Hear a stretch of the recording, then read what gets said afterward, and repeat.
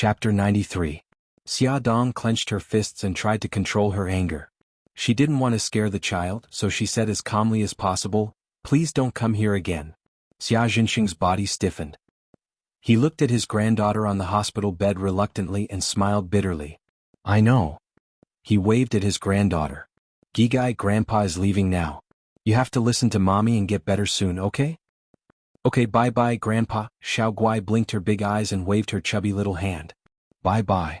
Xia Jinxing smiled from the bottom of his heart, making him look like a kind old man. Xia Dong watched him leave coldly. "Mommy, are you angry?" Xiao Guai wiggled her little butt and climbed onto her lap. She asked carefully, "Mommy, don't you like Grandpa?" Xia Dong closed her eyes and repeated, "I'm not angry." Then she opened her eyes and said softly, "Gigai, don't see him again and don't call him Grandpa." "But why? Grandpa is Grandpa." "Gigai, are you not going to listen to Mommy's words? Mommy is so sad." Xia Dong said with a pained expression. Xiao Guai immediately burrowed into her arms and said softly, "Mommy, don't be sad. I'll listen to you." Okay. That's Mommy's good child. Gigai, you have to throw away these toys too." Xia Dong stroked her daughter and looked at the pile of toys that Xia Jinxing had brought. Xiao Guai couldn't bear to part with them. "But Mommy, those toys are fun, can we not throw them away? Mommy will buy you a new one and I'll buy you more fun ones, okay?" "Okay then." Xiao Guai watched her mommy take the toys out and throw them into the trash can.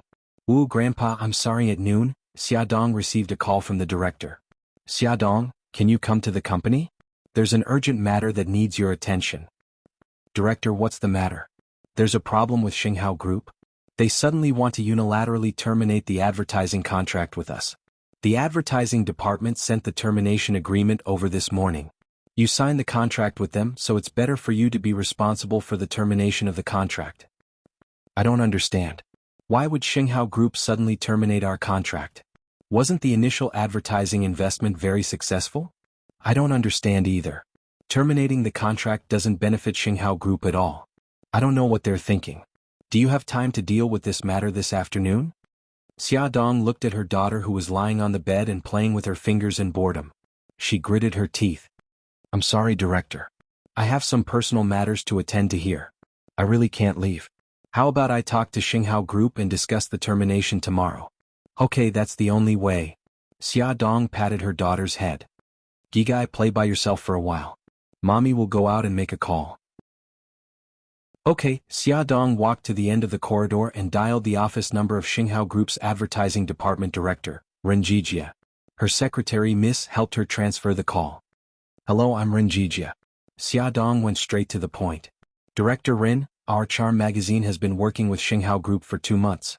The advertising revenue has always been good. You also expressed that you are very satisfied. Why did you suddenly terminate the contract?" Ren Jijia facepalmed. "Miss Xia, actually, I'm not very clear about this matter. This is our president's idea. The termination of the contract was also personally ordered by him." Xia Dong was silent for a moment and said, "Okay, I understand. I have something to do this afternoon. I may not be able to discuss the termination of the contract with you in time. How about we make an appointment tomorrow?" Ren Jijia looked at his schedule and said, "I have time tomorrow at 10 o'clock in the morning." "Okay, I'll be there on time." After hanging up the phone, Xia Dong was full of doubts. She didn't know what the hell Bailey Han was doing. Didn't he know that he would have to pay more than 10 million yuan just to terminate the contract? Even if he was rich, he shouldn't waste money like this. This guy was really out of his mind. The next day, Xia Dong arranged for a caregiver to take care of her daughter and returned to work. Although she didn't want to have anything to do with Bailey Han, he had provided her with a seed that allowed her to save Gigai. With this life-saving grace, she couldn't let him make a mistake and lose a lot of money. Therefore, before discussing with Ren Jijia, she first went to the president's office. When she saw Xia Dong, Linda quickly stood up. "Miss Xia, our president is in a meeting." Xia Dong raised her eyebrows. "I haven't told you why I'm here and you already know that I want to see him." Well, the president had already instructed that as long as Xia Dong asked to see him, there were only 2 words and that was, "No." Linda smiled awkwardly. "The president said that he doesn't have time." Xia Dong smiled faintly. "It's okay. I'll wait until President Bailey has time." Linda laughed dryly. "Miss Xia, actually the president, he doesn't want to see you." Of course Xia Dong knew the reason. However, she was even more curious. Why didn't Bailey Han want to see her? She smiled calmly. So now, Miss Linda, can you please tell me whether President Bailey is in the office or not? Linda didn't want to offend Xia Dong because of the Mika Kito's fiancé halo above her head. However, Bailey Han was her boss after all. She couldn't afford to offend him. After weighing the pros and cons, she said vaguely, "The president said that he's not in." Xia Dong raised her eyebrows. That meant that he was in. She said thank you to Linda and turned to leave. 10 minutes later, she returned to Bailey Han's office wearing a cleaner's uniform. Linda's eyes were wide open. Her eyeballs were about to fall out. Xia Dong put her finger to her lips and made a shushing gesture. It wasn't that she hadn't thought of barging in, but with Bailey Han's temper, he would definitely vent his anger on Linda. She didn't want to implicate others. Knock, knock, knock. She knocked on the door and said, "President, I'm cleaning." Bailey Han's voice sounded. "Come in." Xia Dong walked in and closed the door. Bailey Han's attention was all on the computer. He didn't raise his head to look at her. However, he said unhappily, "Why are you cleaning at this time? If this happens again, you don't have to come to work anymore." Xia Dong rolled her eyes. She put down the cleaning tools in her hand and walked to his desk. "Mr. Bailey, I want to talk to you." Hearing the familiar voice, Bailey Han suddenly looked up. He locked his fierce gaze on her and said with a livid face, "Why are you here? How dare you show up in front of me? Get out. I don't want to see you." Xia Dong tried her best to suppress her anger. "Bailey Han, I'll leave after I've said what I want to say. I don't need you to chase me out. I don't want to hear anything from you, you liar." Bailey Han picked up the landline and dialed the internal line. He wanted the security guards to chase her out. Xia Dong reacted quickly and hung up the phone. She was also angry. "Bailey Han, you're an ungentlemanly man. Do you think I want to see you? If it weren't for your own good, I'd rather not see you for the rest of my life." Bailey Han was furious. "I don't need you to do it for my own good. Get out of here right now." Xia Dong didn't give in at all. She held the phone tightly and glared at him. "You idiot. Don't you know that you have to pay at least 10 million yuan for breaching the contract with Charm? Did you get kicked in the head by a donkey? Why did you make such an irrational decision?" Bailey Han slammed the table and stood up. He stared at her with a murderous gaze. "Don't you know why I made such a decision? You know what you've done. Stop pretending to be innocent. This damned woman. She lied to him first and now she's asking him why he terminated the contract. He wanted to strangle her to death." Xia Dong was stunned. "What did I do? Tell me clearly." Bailey Han sneered. It seems like you've done too many bad things. You don't even know which one it is." Xia Dong's eyes flashed. "Bailey Han, don't be so sarcastic. What's going on?" Bailey Han glared at her fiercely. His sharp gaze seemed to penetrate her internal organs, making her feel a little guilty. However, she wasn't timid at all. She raised her chin and bravely met his gaze. Finally, he snorted. He took out a newspaper from the drawer and threw it at her face. "I'll let you know clearly, you shameless woman." Xia Dong was hit in the face by the newspaper. She suppressed her anger and took the newspaper off her face. When she opened it, her face turned pale. It turned out that he knew about her engagement with Mika Kito and that she had 2 children. In his eyes, she must be a woman who would do anything for vanity. She didn't intend to explain anything. She bit her lip and said, "Even if you hate me because of this, there's no need to break the contract and cause a loss of 10 million yuan. He stared into her eyes. "Don't you want to explain why you lied to me?" Xia Dong clenched her fists and tried to make herself look calm. "There's nothing to explain. I've already said what I wanted to say. If you insist on losing 10 million yuan, I won't say another word." His face was ashen. He gritted his teeth and said word by word, "Good. You're ruthless." He suddenly reached out and pointed at the door. "Now get out. Don't ever appear in front of me again." Xia Dong raised her head slightly. She made herself look arrogant, calm as she walked out of his office. As she closed the door, a loud bang came from behind her. An antique vase, bearing the brunt of Bailey Han's fury, was smashed into pieces. Xia Dong's back was facing the office door. She closed her eyes. When she opened them again, her eyes were clear. She silently prayed in her heart, "Bailey Han, I'm sorry." Only by making him hate her would he return to his own world and no longer have anything to do with her. This was good. This was really good. Xia Dong didn't hesitate at all. She changed her clothes in the bathroom and walked into Ren Jijia's office to discuss the termination of the contract with him. Although she represented Charm magazine, she didn't blame Xinghao Group for breaching the contract. In terms of the liquidated damages, she only set the lowest amount according to the rules. Both sides reached an agreement. Renjijia stood up and shook her hand. Miss Xia, thank you for showing mercy this time. I hope we'll have a chance to work together in the future. Xia Dong smiled politely. Director Ren, you're too polite. We've had a good time working together. I look forward to working with your company next time. The two exchanged some pleasantries. Xia Dong said goodbye. Her assistant, Su Xingchen, walked her to the elevator and the door. The elevator came up from the first floor. It took a long time. Xia Dong stared intently at the changing numbers on the elevator. Beauty novel Hongcha 866. Chapter 94. Su Xingchen suddenly said, Sister Xiao Xia, we're actually half-sisters. Did you know that? Xia Dong said lightly, Is that so? I'm not interested in that. In my heart, Dad has already passed away. From the moment Xia Jinxing abandoned her and her mother, he had already died in her heart. Su Xingchen showed a sad expression. Sister, don't say that. If Daddy hears it, he'll be sad. Actually, I've always wanted to have a sister. In the future, can you be my sister? She reached out and wanted to grab Xia Dong, but Xia Dong shook her off and said lightly, Miss Su, please call me Xia Dong. I don't have the fortune to be your sister. Su Xingchen bit her lip, feeling wronged. Sister, do you hate me and Mommy for snatching Daddy away? As long as you're willing, we can be a family. I'm sorry, I'm not willing. The elevator is here. I'll leave first. Xia Dong walked into the elevator and looked at Su Xingchen, who was standing outside, expressionlessly. The elevator door closed. Su Xingchen's pitiful, wronged, and painful expression was all gone. She revealed a slight smile. Of course, she didn't really want to be good sisters with Xia Dong. She just wanted to get close to her to achieve her goal. She didn't expect her to be so guarded and actually rejected her time and time again. But it didn't matter. She didn't want to face her with a fake smile every day anyway. Xia Dong walked out of the Shanghao Group building while talking on the phone. Hello, Sister Li. Is Xiao Guai okay? Okay. Then I'm relieved. Thank you for your hard work. I'll come and see her after work. After hanging up the phone, she touched her belly. Baby, you have to be Gigai. Grow up quickly so that you can save your sister. Do you understand? Bailey Han was very irritable. He stood in front of the window and looked at the scenery outside. His mood didn't improve at all. He hated that woman for always being able to control his emotions. He hated her even more for silently admitting to her crimes.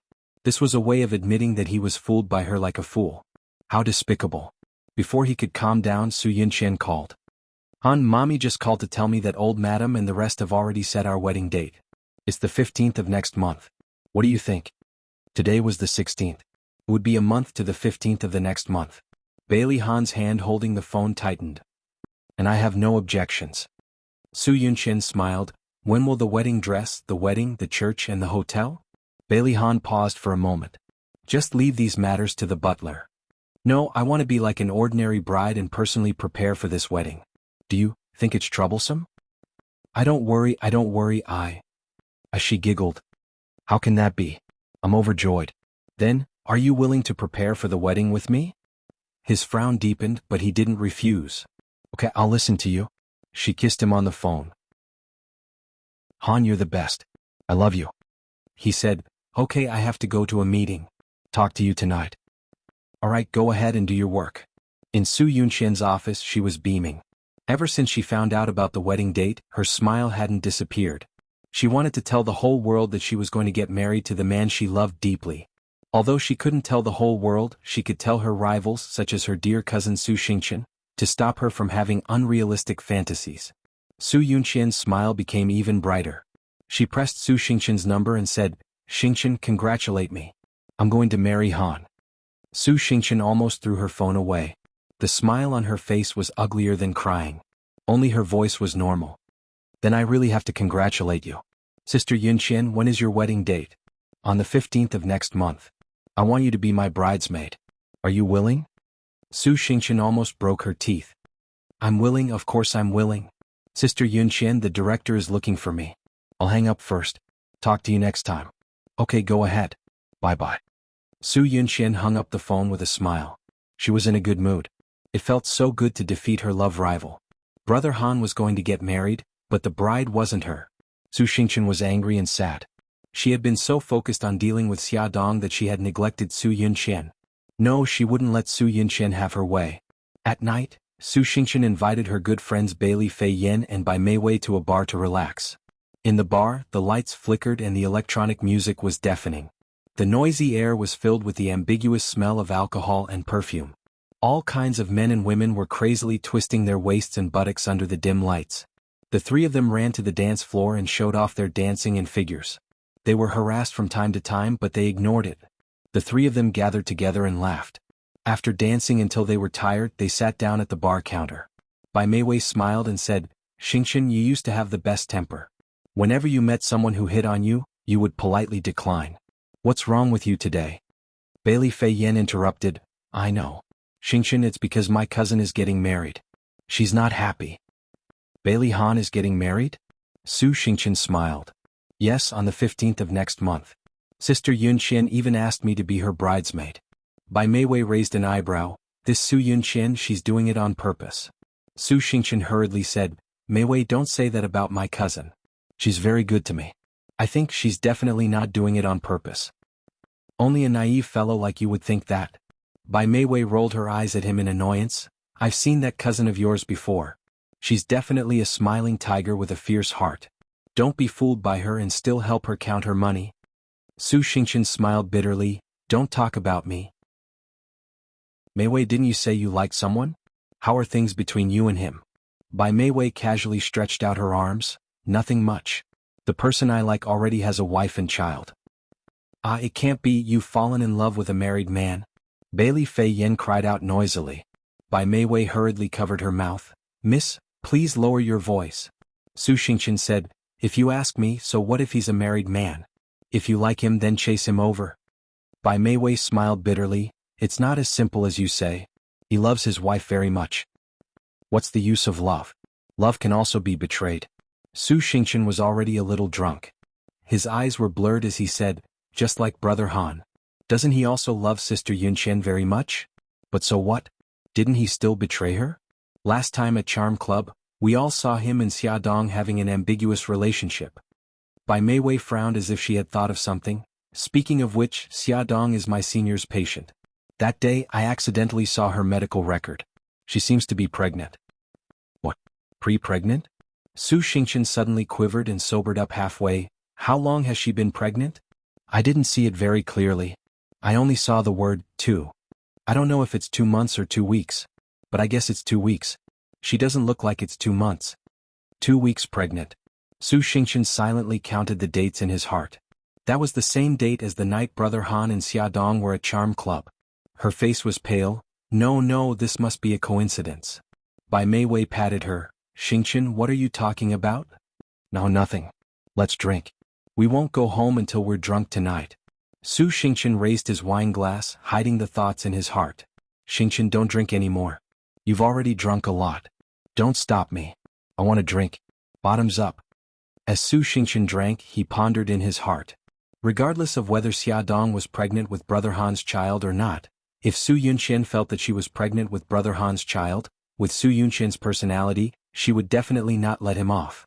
And Xia Dong, with Mika Kito's protection, would definitely not be defeated so easily by Su Yunqian. If the two of them fought, it would definitely be very lively. The wedding might even be postponed or cancelled. "Oh right, the matter that I asked my godfather to help me with some time ago should be put aside first. I have a new plan." With a plan in mind, Su Xingqian relaxed and allowed himself to get drunk. "Vian Xingqian is drunk. I'll send her home. You should take a taxi home too. And okay, be careful on the road." Bai Meiwei was drunk and could not drive. She supported Su Xingqian and stood on the side of the road to hail a taxi. In the end, taxi after taxi was full. She helplessly sighed and planned to find a designated driver to help her drive. A car drove past her and suddenly turned back. "Meiwei, why are you here?" Bai Meiwei happily called out, "Senior, you really came at the right time. Can we trouble you to send us home?" Bai Meiwei helped Su Xingqian into the car. Only then did she know that this was the road that Lin Shihao had to take to get home. Lin Shihao first sent Su Xingqian home, then sent Bai Meiwei to her villa. Bai Meiwei smiled and said, "Senior, thank you so much for tonight. Do you want to come to my house and sit?" "No need. My wife is still waiting for me at home. You should go in quickly." And be careful on the road. Bai Meiwei stood on the side of the road and watched reluctantly as he drove away. In the end she sighed. Why were all good men already other people's husbands? Su Xingqian's words involuntarily flashed through her mind. So what if he's a married man? If you like him then chase him over. Her heart suddenly began to pound. Chase him over? Could she really do it? Xia Dong spent the night with her daughter again. Mika Kito was still squeezed on the same bed as her. Brother Shin, you don't have to accompany us. Mika Kito patted her head. What nonsense are you saying? I've already booked a room in the hotel next to the hospital. Your change of clothes has also been sent over. You can go there to wash up and get ready for work. I'll take care of things here. Xia Dong was very touched. Brother Shin, thank you. You're always so considerate. Don't say those 3 words to me in the future. I don't like to hear them. He smiled. You can say those 3 words to me. Xia Dong was curious. What 3 words? He raised his eyebrows. You're welcome. Actually, what he wanted to say was, I love you. Xia Dong laughed. She went to the hotel to wash up and dress up beautifully. When she returned to the hospital, she saw Mika Kito teaching Xiaoguai Japanese. He hugged her and smiled gently and dotingly, just like a father and daughter. Xia Dong inexplicably felt that this scene was very heartwarming. Xia Dong patted her daughter's head. Gigai, you have to listen to Andy Lee today. Gigai has to take medicine and injections. Do you understand? I understand.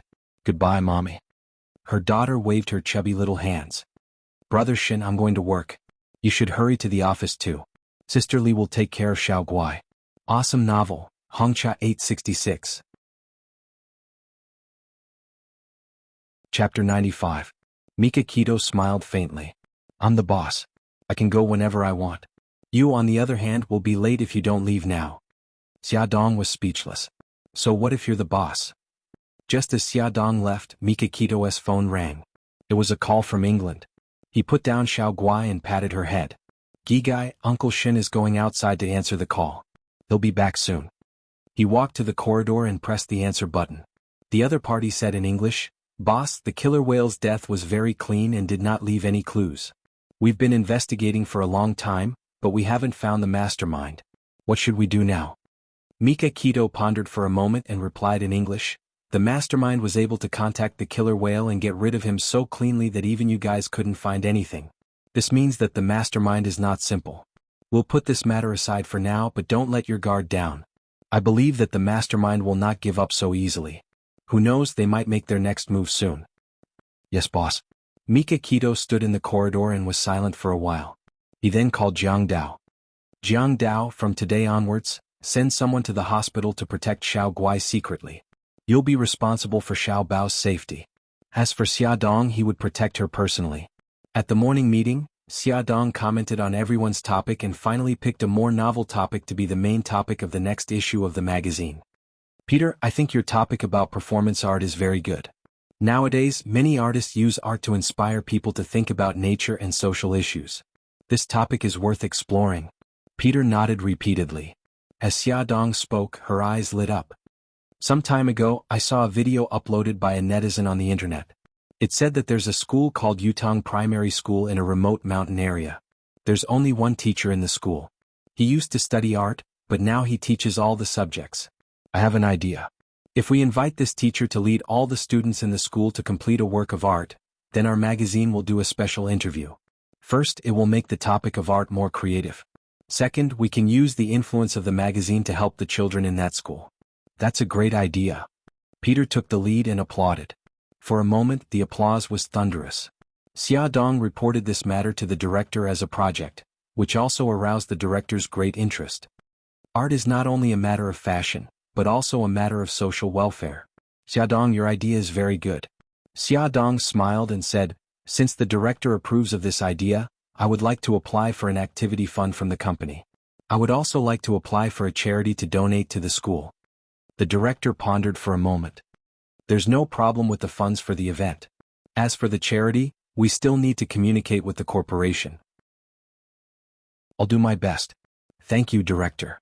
I'll wait for your good news. The efficiency of the director was quite high. The next day he informed Xia Dong that the matter of the charity was settled. The corporation agreed to donate 500,000 renminbi to the school in the name of the magazine. However, the corporation named Xia Dong to be in charge of this activity. Xia Dong knew that this was actually the time for the corporation to test her ability. Xia Dong contacted the only teacher in Yutong Primary School, Ning Feng, in advance.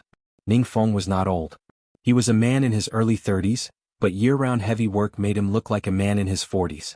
When Xia Dong mentioned the interview to him, he was so excited that he was almost speechless.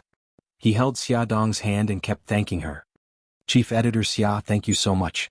I thank you on behalf of the 73 children in our school. Teacher Ning, you're welcome. Our magazine also needs the help of you and the children. The artwork for the interview will require more effort from you.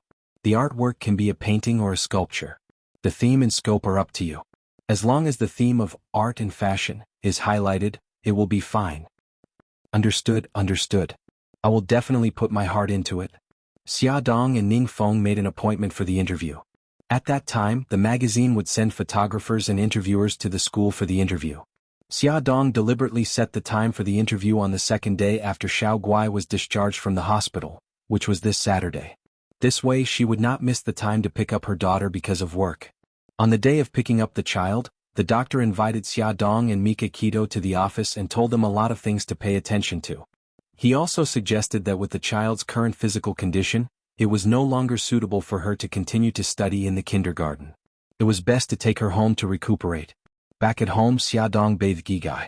She immediately ran to Xiao Bao's room and cuddled with her brother. The two little guys did not have a chance to spend a long time together. As soon as they met, they chattered non-stop. Their giggles could be heard from the room to the living room from time to time. Listening to the laughter, Xia Dong felt very at ease. She nestled on the sofa and did not want to move. When Mika Keto finished washing and cutting the fruit and brought it to her, she had already fallen asleep on the sofa. He knew that she had been very tired recently. She had been running back and forth between the hospital, the company, and home. At night, she often had nightmares when she slept. He could not bear to wake her up. He bent down, put his hands around her waist, carefully picked her up and put her on her bed. Xia Dong slept until the next morning. When she woke up, she was still a little confused. She thought that she was in the hospital. Suddenly, she saw two hairy heads popping out from beside her bed. She was shocked. "Ha, mommy, your dazed expression is so cute." Xiao Guai jumped up with a funny face and stuck out her little tongue. "It's over. Mom was scared silly by us." Xiao Bao touched her little chin with a regretful expression. "You two rascals. How dare you laugh at me? Look at my invincible photon wave."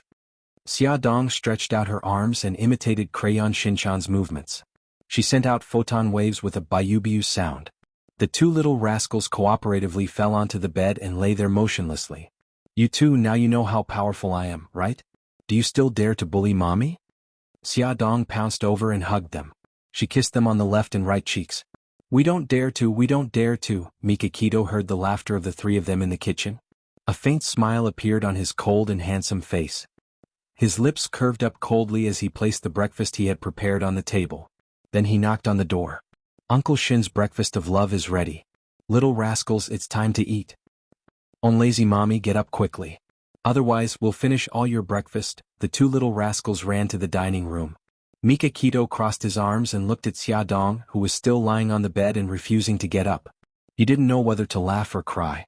Xia, aren't you going to the mountains for an interview today? Why aren't you getting up yet?" Only then did Xia Dong come to his senses. Wow. He jumped off the bed and said, "I thought today was Saturday. I almost forgot about it."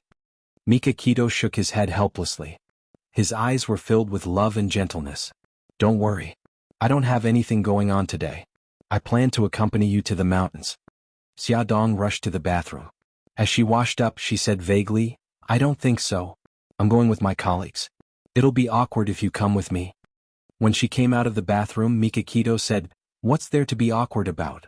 Don't forget that I'm your fiancé in name." In the end, he was worried about her going alone. No matter how Xia Dong tried to persuade him, Mika Keto wouldn't listen. In the end, Beitang Xin directly used violence to solve the problem. He picked up the chattering Xia Dong and threw him into his Bentley. Then he sped off. He parked the car downstairs and made a phone call. The cameraman in charge of the shoot, Ding Hao, came out with his camera on his back. When he saw the Bentley, he was stunned for a moment. Then he joked, "Chief Editor, the car we're going to use today is really luxurious." Xia Dong laughed. Don't talk nonsense. This is my friend's car. Let me introduce my friend, Mika Kito.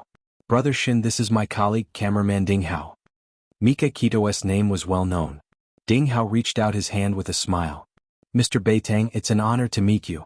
You're so nice to our chief editor. Mika Kito shook his hand politely and looked indifferent. I'm sorry. I hope you don't mind me accompanying Xia Xia. No, Mr. Beitang, you're too polite. Xia Dong sat next to Mika Kito while Ding Hao sat in the back seat. Mika Kito looked cold and aloof in front of outsiders. She seemed unapproachable. However, she was very protective of Xia Dong. Ding Hao couldn't help but sigh. She had a rumored boyfriend, the second young master of Bailey. Now she had a fiancé, President Beitang. Chief editor not only had many admirers, but she was also very high quality. Yutong Elementary School was located in a remote mountainous area. The transportation was not very convenient. The mountain roads were full of potholes and it was extremely difficult to walk. They set off early in the morning and didn't reach their destination until the afternoon. The school was very simple. A row of old tile-roofed houses stood in front of them. In front of the houses was a small playground.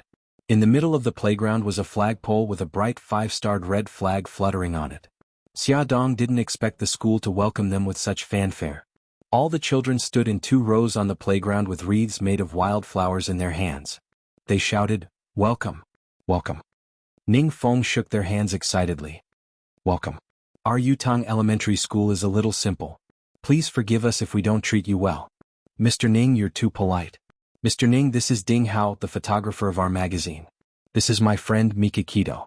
We would like to visit the school first and take some photos to let more people know about the school. Is that okay?" "Of course. This way, please." Ning Feng took the 3 of them to visit the classrooms. There were 73 students in 6 grades, but there were only 3 classrooms. There were all kinds of desks in the classrooms, which were brought by the students from their homes. According to Ning Feng, each classroom could seat 2 grades of students. Every day he would teach students of different grades at different times. The students' cafeteria was a low tile-roofed house with an earthen stove. There were 2 big iron pots on top of the stove. Every day Ning Feng would cook the students' meals for them. The other 2 rooms were the students' dormitory. The children who lived far away from their homes lived in the school and went home once a week. Ning Feng also lived in the school. His office-cum-bedroom was very small. It was so small that there was only a bed, a desk, a chair and a wardrobe in it. After seeing this, Xia Dong's heart was very heavy. Her eyes were wet. Although she was also a poor child, she had never seen such a simple school. Ding Hao's eyes were also red. Even the indifferent Mika Kito was moved. Xia Dong said sincerely, "Mr. Ning, I admire you very much. The children are lucky to have a teacher like you."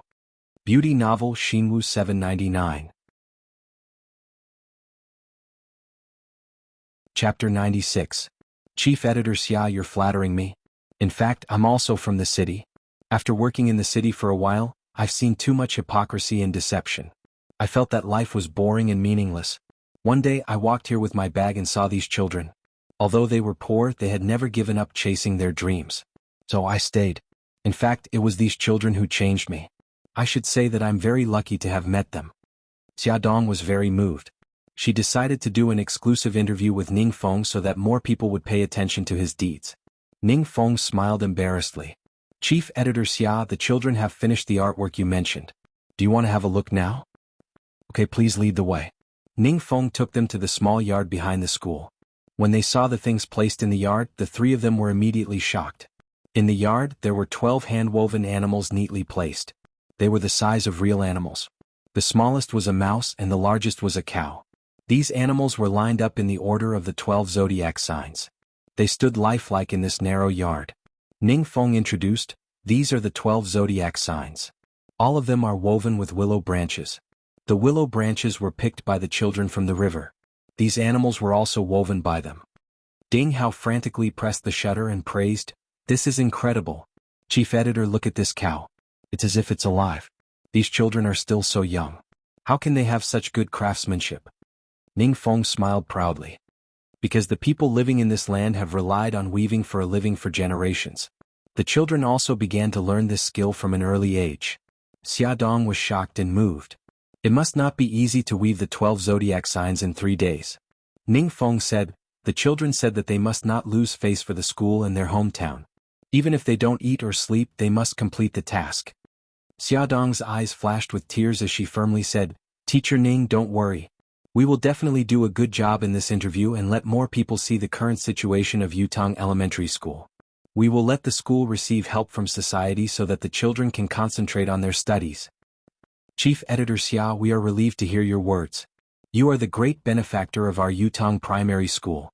Ning Feng bowed to Xiaodong with red eyes. Xiaodong hurriedly supported him. Teacher Ning, you're too much. We still want to interview a few children. Please arrange it for us. The 2 children who were interviewed were the ones with the best academic results but the poorest family background. They deliberately changed into clean clothes, washed their faces, combed their hair and faced the camera. They sat stiffly and did not dare to move. Outside the window, a group of children lay on the ground and watched curiously, but no one said a word. Don't be nervous. Xiaodong comforted them. She wanted them to relax, but she did not expect them to be even more nervous. She changed her approach and said with a smile, I have 2 children too. They are less than 5 years old and have just started kindergarten. 2 days ago, their teacher taught them a children's song. Let me sing it for you. Mika Kito's deep eyes fell on her. She did not know what she wanted to do. Ding Hao's face was bitter. He wanted to cover his ears, but unfortunately he did not have a 3rd or 4th hand. Under the banyan tree by the pond, cicadas are calling for summer. Her voice was soft and clear. She sang the familiar childhood. Ding Hao's eyes widened. It was different. It was different from the wailing of ghosts and howling of wolves in the KTV. The chief editor sang beautifully and beautifully. Xiaodong sang as if she was deeply immersed in it. Just as everyone's emotions were stirred by her, she suddenly stopped and said with a smile, Is there anyone who can sing? Can you sing with me? Ning Feng had taught the children this song before, so they all knew how to sing it. They could not help but sing along with her. The 2 children who were interviewed also sang along. After the song, the children all smiled and their nervousness dissipated. Ding Hao gave Xiaodong a thumbs up. The information obtained from the interview was enough to make people weep. Of the 2 children, one was from a single-parent family. He had lost his father when he was young. His mother sold herbs for his living and education. He had to walk more than 10 kilometers to school every day just to go home and help his mother pick herbs after school. The other child had 3 younger sisters. She was the oldest girl. At the beginning of the year, her parents did not allow her to go to school.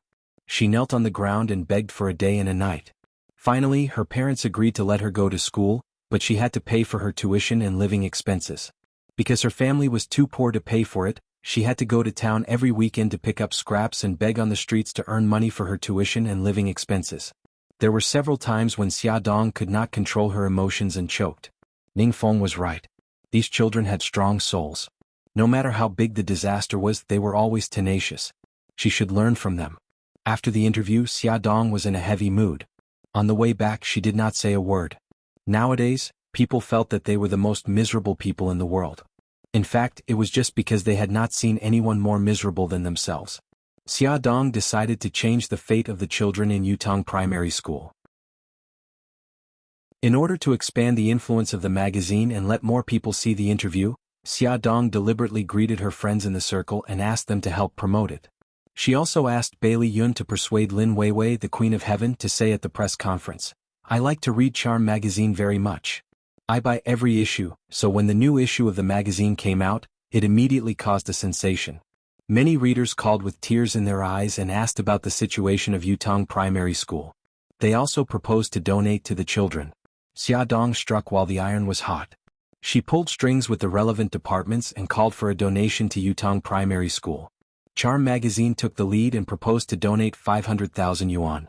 Xiaodong also donated 100,000 yuan in her own name. Mika Kito donated 1 million yuan in the name of Bo Ao Group.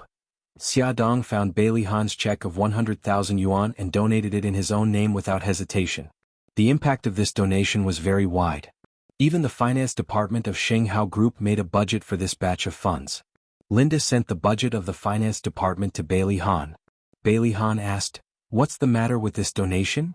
The Prince Charming CEO was busy preparing for his wedding during this period of time, so he did not pay attention to the public welfare. Linda explained to him, President, Charm magazine recently did an exclusive interview. Bailey Han interrupted her, It has something to do with Charm magazine? Yes. Return it. Bailey Han's face darkened. return this financial budget. Our company will not participate in any activities related to Charm magazine in the future. Yes. He did not want to be involved in anything related to that woman. Bailey Han's face was cold and heartless. After a while he received a call. Mr. Bailey, I'm a staff member of the Public Welfare Fund. Thank you very much for your personal donation to Yutong Primary School. Bailey Han frowned. I think you've got it wrong. I didn't donate. It can't be wrong. We received your 100,000 yuan donation check today. Thank you very much for your support to the education industry. The staff member gushed about his gratitude and respect to Bailey Han. Bailey Han's frown deepened. 100,000 yuan? Check. Could it be that this check was the one he let that woman deal with? What nonsense was this donation to Yutong Primary School? Bailey Han said, I'm very busy. He interrupted the staff member and hung up the phone. He hated things that were out of his control. Therefore he opened the webpage and logged into Charm magazine's official website.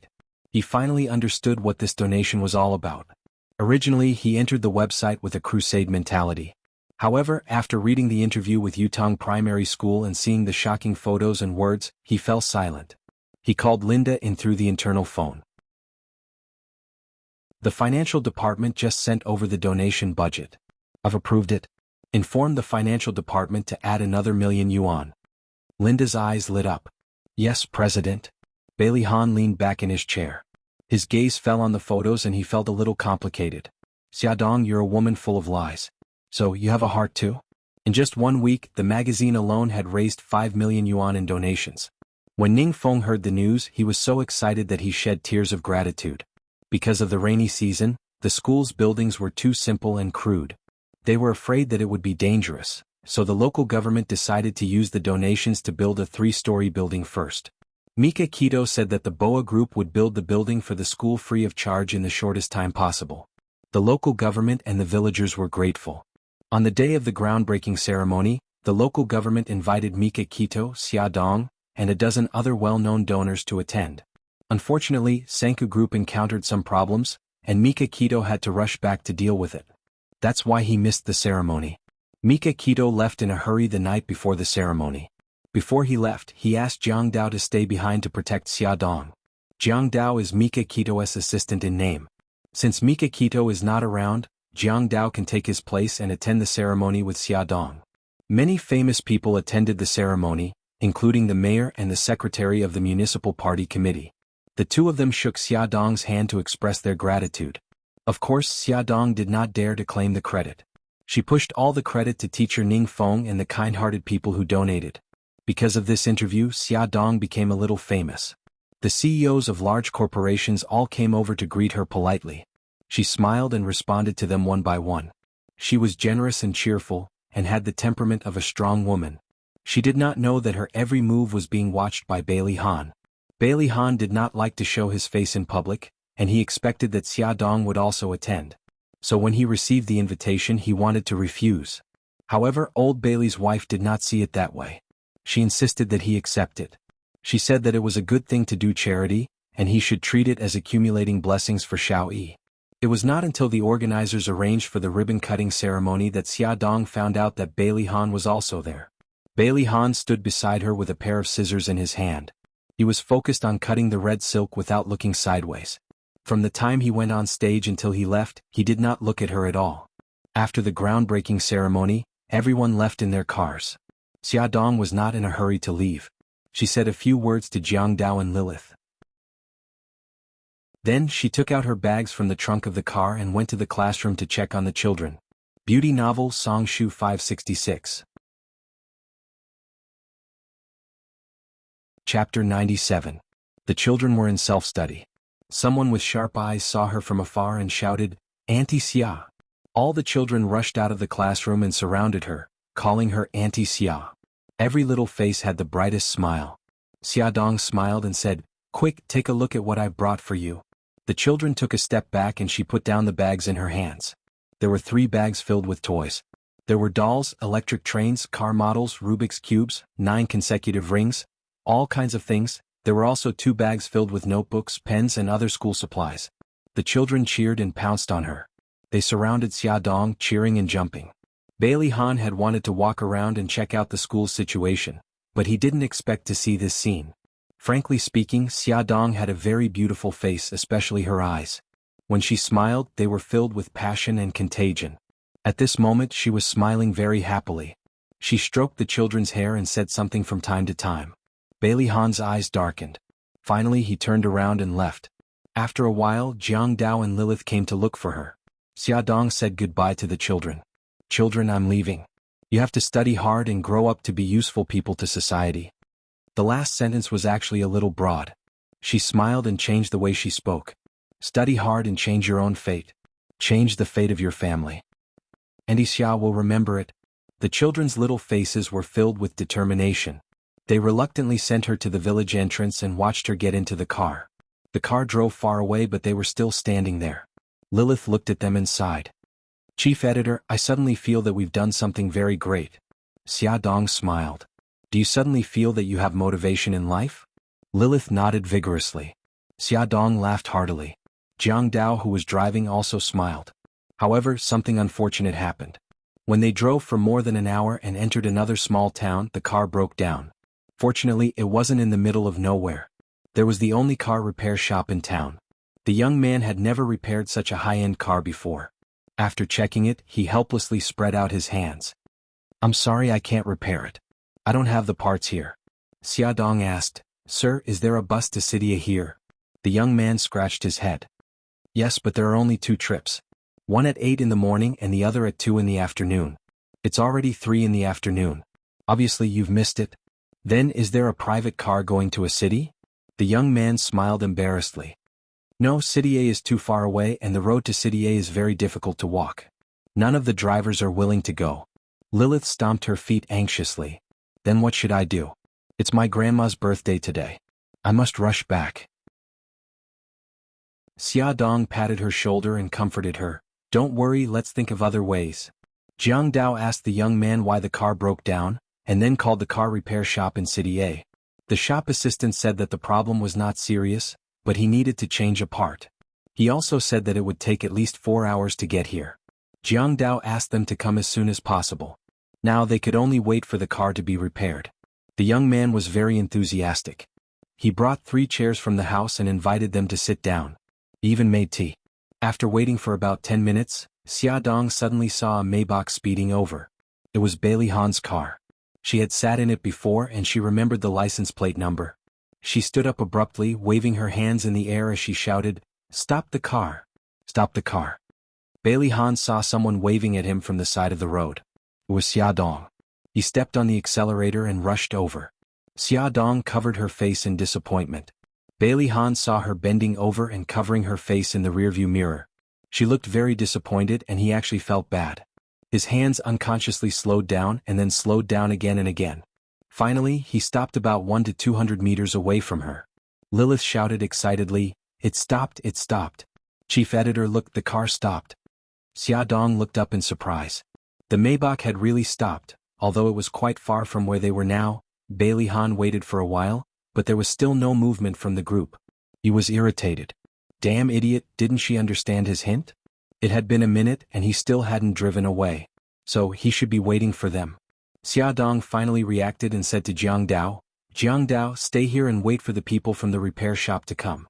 Lilith and I will go back to City A, but..." "No buts, Jiang Dao. Bailey Han is a good person. He won't do anything bad to me, so don't worry. Jiang Dao, I'll leave this to you.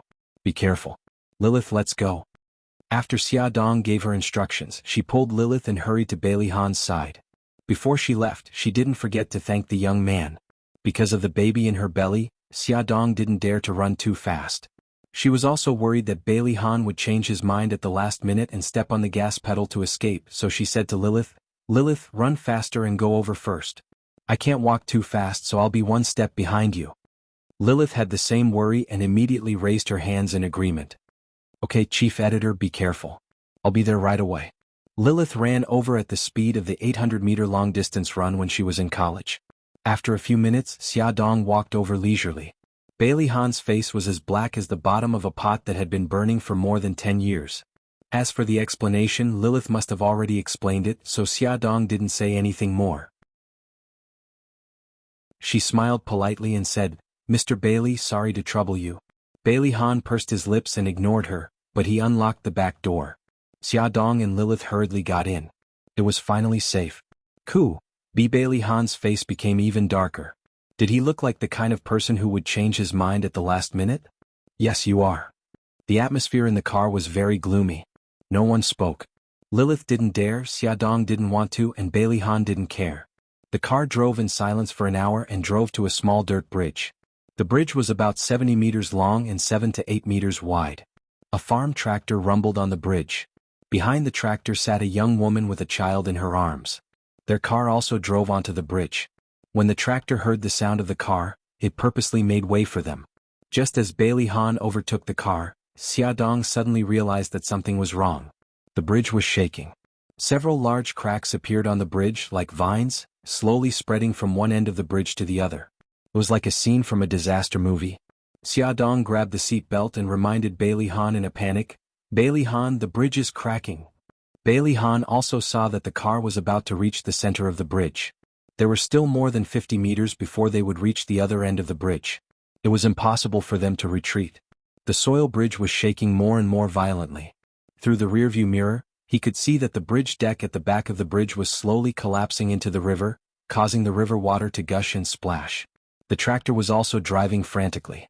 The desperate cries of the woman and child resounded through the sky, but it was too late.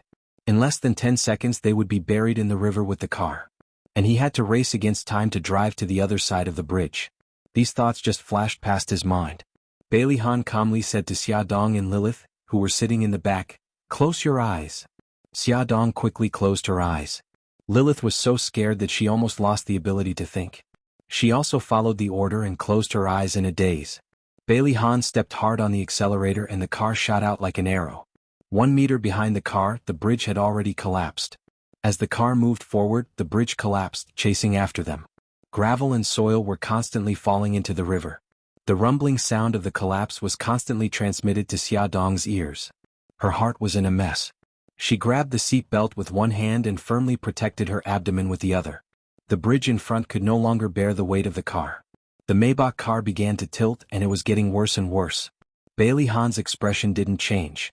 He stared at the open space at the bridgehead and didn't hesitate to step on the accelerator and rush up. Xia Dong could feel the rapid turbulence of the car with her eyes closed. She broke out in a cold sweat and her back was cold. She was so nervous that all the muscles in her body began to stiffen. The crack had already extended to the bridgehead and the 2 rear wheels of the car began to slowly fall. Bailey Han's forehead was also sweating, but his expression was still calm.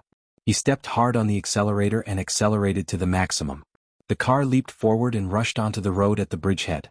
After driving for some distance and confirming that it was safe, he let Xia Dong and the others open their eyes. Xia Dong turned her head and looked back. The entire bridge had collapsed into the river.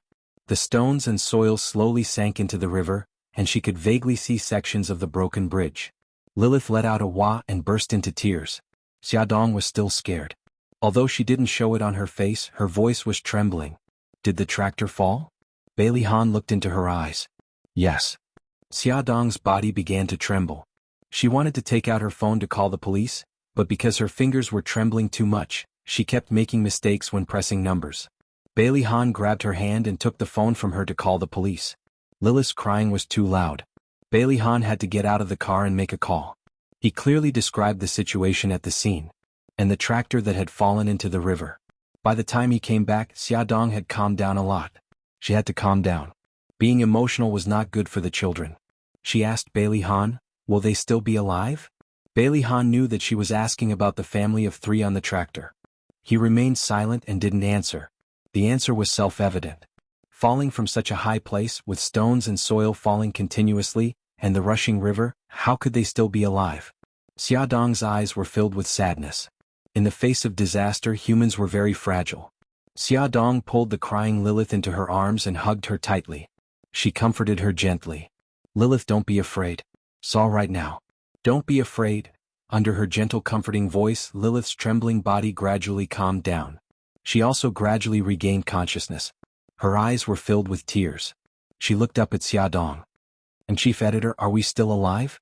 Xia Dong nodded firmly. "We're still alive. In fact, we're going to live better than before." After experiencing life and death, one would become braver. The two of them gradually calmed down. Bailey Han said slowly, "Let's leave this place as soon as possible." Xia Dong nodded silently. "Come and see." Song Shu 566. Chapter 98. Bailey Han glanced at her and started the car.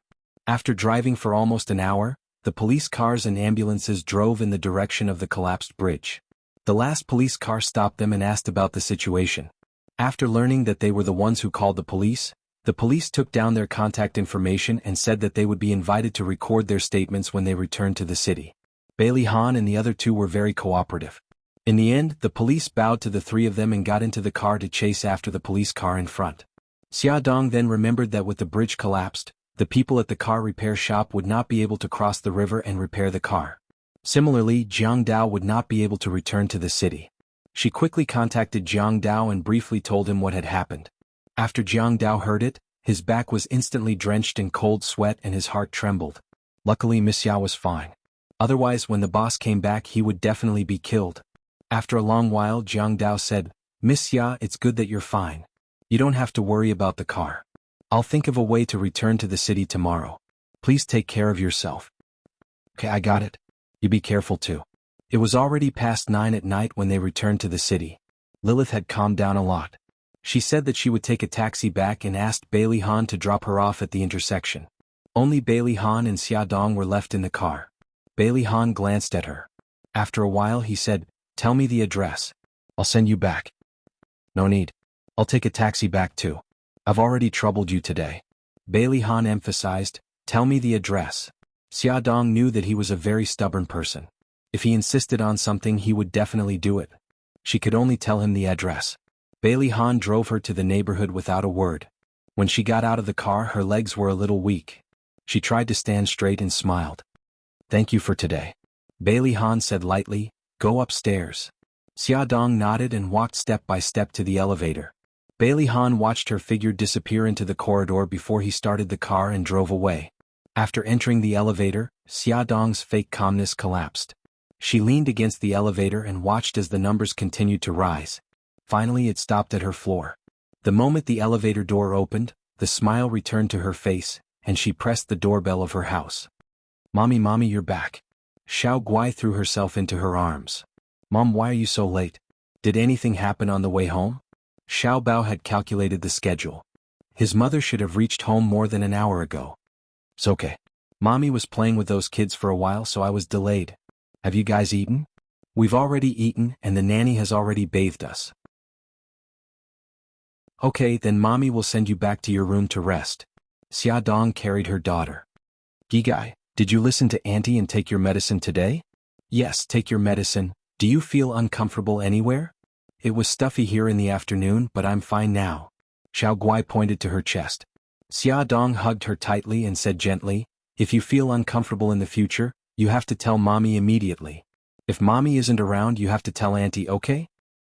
Yes, I know." Xia Dong put her daughter on the bed and covered her with a blanket. She told her daughter jokes to cheer her up. Suddenly she said, "Mommy, I really want to go back to kindergarten." Xia Dong stroked her daughter's hair gently and said gently, "Gigai, you're sick now so you can't go to kindergarten for the time being. Let's go back when you're better, okay?"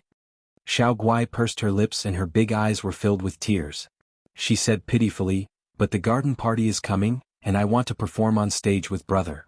Xia Dong gently wiped the tears from her face and said softly, "Gigai, Mommy will tell the teacher that you can't go to kindergarten before you're better, but on the day of the garden party, I'll let you perform on stage, okay?" Xiao Guai shook her arm and looked at her with tears in her eyes. "Mommy, when will I be better? When can I go to kindergarten?" Xia Dong squatted in front of her bed and hugged her tightly. "Gigai, believe Mommy, it won't be long. 10 months, in 10 months you can go back to kindergarten." 10 months, it seems like a long time. Not long at all." Xia Dong stroked her head and smiled. "Gigai, you've been in Mommy's stomach for 10 months, but Mommy thinks that it's a very short time." "Really?" She looked at her with her big eyes and looked so serious. "Really, Mommy never lies to Xiao Guai." Xiao Guai smiled through his tears. His smile was bright and dazzling. He nodded vigorously. "Okay, then I'll listen to Mommy obediently. I'll go back to kindergarten after I recover. You're Mommy's good baby." Mommy will sing for you. Xia Dong stroked her daughter's hair and sang a lullaby softly. After 10 minutes, her daughter fell asleep. She bent over and kissed her daughter's forehead and gently closed the door. The light in Xiao Bao's room was still on. Xia Dong knocked on the door and pushed it open before he could answer. Xiao Bao hurriedly closed his laptop and rolled his eyes cutely. Mom, you're invading my privacy again. Xia Dong smiled mischievously. No, I didn't. I knocked. But I didn't say, come in. Xiao Bao whined with a sour face. Xia Dong sat on his bed and pretended to peek at his laptop. Xiao Bao hugged the laptop and wiggled his little butt away from her. He said angrily, I won't let you see it. Xia Dong laughed and said, even if you don't let me see it, I know what you're busy with. Are you worried about what to prepare for the garden party and how to dress up Bailey E? Are you searching for information online or asking others what to prepare for? Xiao Bao's eyes widened. Finally, he turned his head away awkwardly and puffed up his face. No. Forget it. Since you're not, then I'll keep my good idea. Oh, what a pity. My peerless good idea. Xia Dong pretended to stretch and stood up to walk to the door. I'm so sleepy. I'd better go back to sleep, Mommy. A certain child quickly jumped off the bed and hugged her thigh. He rubbed against her without any restraint. Mommy, what good idea do you have? Tell me. His soft and gentle voice really made one feel tender and protective towards him. Xia Dong glanced at him and sighed sadly. But I don't respect my son's privacy. No. Mommy, you're the most democratic and respect my privacy the most. Then you're not worried about the program, Mommy? The little bun-like face pouted. He raised his little chin and looked at her pitifully with watery eyes. He complained plaintively, Mommy, you're bullying me, boo-hoo. Okay. I won't tease you anymore. Xia Dong was helpless against her son's ability to act pitiful. She bent down and carried his little body to the bed. She said, my idea is very simple. It's cosplay. Cosplay? Xiao Bao's eyes widened. That's right. Xia Dong rubbed her chin and looked at her son up and down. Good son, there's also a child as talented as you in anime. His name is Conan Edagawa. I know. It's the famous detective Conan. Xiao Bao's eyes lit up at the reminder. Mom, your idea is unprecedented. Thank you, Mom.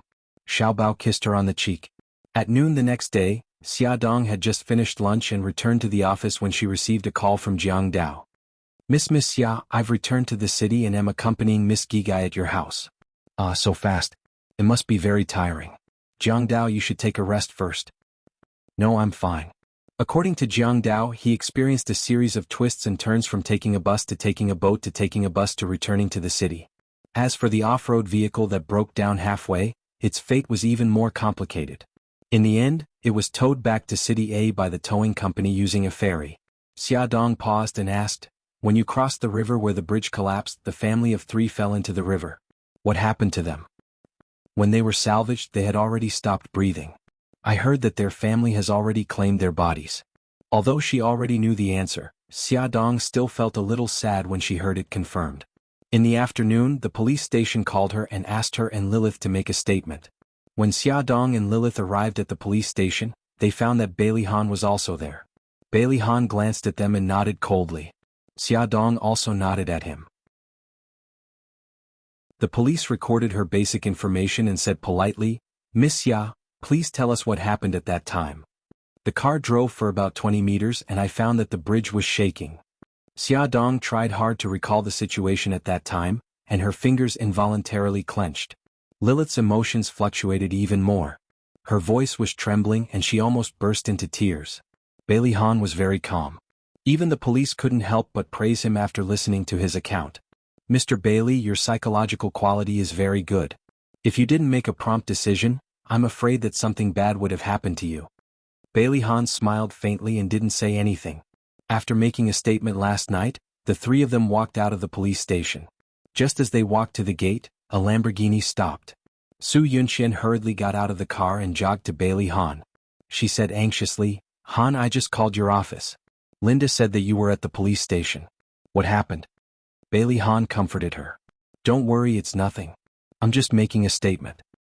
Didn't you go to the groundbreaking ceremony of Yutong Elementary School yesterday? What happened that you need to make a statement? Bailey Han didn't want her to worry. He only said, something small happened on the way back. What the hell happened? Bailey Han sighed and said, The bridge we passed collapsed. Collapsed?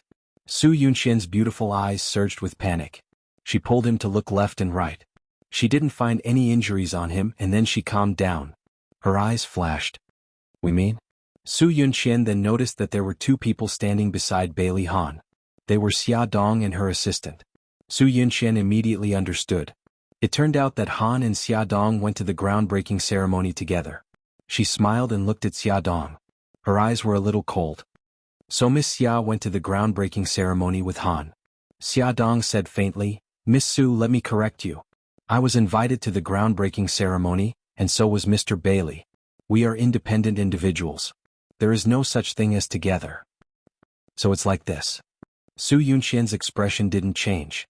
She smiled indifferently and said, Miss Xia, Han and I are going to get married on the 15th of next month. If you can come to our wedding, we will be very happy. Isn't that right, Han? Attention, Songshu 566. Chapter 99. Bailey Han's eyes narrowed. There was no expression on his face, but he clenched his fists. Soon he loosened them and said, Yes. Xia Dong smiled calmly. Congratulations. I'm very happy to be able to attend your wedding. Thank you, Su Yunxian said softly as she held Bailey Han's arm elegantly. Han, let's go back. Bailey Han glanced at Xia Dong and got into the car with Su Yunxian. Bailey Han sat in the driver's seat and Su Yunxian sat beside him.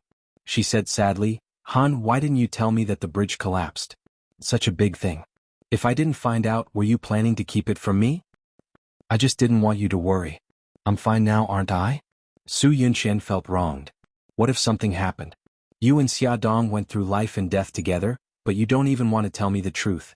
Bailey Han suddenly braked and turned to look at her with a serious expression. Yunxian, Xia Dong and I just happened to meet on the road. Her car broke down, so I gave her a ride. Nothing happened between us. Okay, I know. I was just too worried about you. I said the wrong thing. Don't be angry, okay? Su Yunxian hugged his arm and acted coquettishly. Bailey Han smiled. Don't tell my family about this, especially Grandma. I don't want them to worry. Do you understand? Okay, I'll keep it a secret. Su Yunxian leaned into his arms and said, Han, I was really scared just now. Promise me that you won't hide anything from me in the future. In a low voice he said, Okay. She looked up and smiled. Do you have time this afternoon? My wedding dress has been sent over from France. Can you accompany me to try on the wedding dress? Bailey Han frowned. I have a meeting in the afternoon. How about tonight? Come to my house tonight. As expected of a famous French designer, Su Yunxian's wedding dress was very beautiful. It was bare-shouldered, revealing the slender and beautiful lines of her neck. Bits of broken diamonds were inlaid in the chest area. The hemline of the dress was a high-grade French snow-white transparent chiffon. It looked solemn and beautiful like a dream. Bailey Han was very satisfied. Su Yunxian pulled him aside and took a photo of herself with her phone. When she went back to her room to change her clothes, she sent a text message to Su Xingqian. In the message she said, Xingqian, help me see if this wedding dress is pretty. 10 minutes later she received a reply from Su Xingqian. It was very beautiful. Sister Yunxian, I have a gift for you. It will be mailed to your office tomorrow. Please sign for it. The next day, Su Yunxian opened the gift Su Xingqian gave her in her office. Her face was pale. It was a medical report. It showed that the person involved was pregnant for 2 weeks. The name of the person involved was Xia Dong. This wasn't a big deal. The problem was that there was a stack of photos under the medical report. They were all secretly taken by Xia Dong and Bailey Han. It seemed that they were seducing each other. First, Xiao Tianxing and Bailey Han were talking about something. Then, Bailey Han looked at the direction of the bar counter and walked towards the private room. Then Xiao Tianxing helped a drunk woman from the bar counter into the private room. Although the photo only showed the back of that woman, even if she turned into ashes, Su Yunxian would recognize her. She was Xia Dong. According to the date of the photo, it coincided with the date of Xia Dong's pregnancy. Was this a coincidence or was it true? Su Yunxian's face was pale. She leaned against the office chair. Her phone rang. It was Su Xingqian. Sister Yunxian, did you receive the gift? I took those photos with my own hands. Also, I noticed that Brother Han stayed in the private room for more than half an hour. Why don't you ask his servants if he came home that night? Su Yunxian's laughter sounded so innocent and considerate, But Su Yunxian knew that her cousin was definitely not someone to be trifled with. Su Yunxian said calmly, "This is between me and Han. You don't have to worry about it." After speaking, she hung up the phone. The photos in front of her and Su Xingqian's words were like the venom of a poisonous snake. They corroded Su Yunxian's rationality. She gritted her teeth and dialed the number in Bailey Han's villa. The housekeeper picked up. The housekeeper was steady and experienced. He was very trusted by Bailey Han. If she asked him rashly, he wouldn't tell her the truth. Su Yunxian used a roundabout tactic. "Housekeeper, I remember that I forgot a piece of jewelry in Han's bedroom on the night of June 2nd. Please have someone keep it well. I'll come and get it when I have time." The other side of the phone was silent for a while. Then he said, "Miss Su, if I remember correctly, you didn't come to the villa on June 2nd. Did I remember wrongly? I still remember that Han came back very late that night. He didn't come home until 1 in the morning. Miss Su, you must have remembered wrongly. Young master didn't come home on the night of June 2nd. He only came back the next day. You said that it might be June 12th. Don't worry, I'll have someone keep the jewelry well." Su Yunxian's hand gripped the phone tightly. Her knuckles turned white. She smiled and said, "I see. Housekeeper, thank you." June 2nd was the date of the photo shoot. Han didn't come home as expected. Su Yunxian's mind was filled with the scene of Bailey Han and Xia Dong entangled in bed. She slumped against the back of the chair and didn't move for a long time. She wanted to directly question Bailey Han, but she held back. They were going to hold their wedding in half a month. She didn't want to complicate things because of this. Her head hurt. What should she do? Su Yunxian looked at herself in the mirror in pain. After about 5 minutes, she finally calmed down and dialed a number. A voice came from the phone. "Sorry, the number you have dialed is not in service." She hung up the phone. Soon she received a call from an unknown number. A man's deep voice came through. "I'm your godfather." "Godfather, what's the best way to get rid of a woman's child without getting into trouble?" "It's an accident. No one will know." Su Yunxian smiled. "Very good. I'll reward you with 2 million yuan. Within 5 days, find an assassin to help me get rid of the child in this woman's belly." She didn't want her to die for the time being. Since she wanted the child, she would destroy her. Only in this way would she suffer more. She sent Xia Dong's photo to the man nicknamed Godfather, and reminded him, "As far as I know, there's a powerful person behind her. I hope your people can really do it without anyone knowing." "Don't worry. I've been in this business for many years and I've never failed." Godfather was an intelligence officer of an underground assassin organization.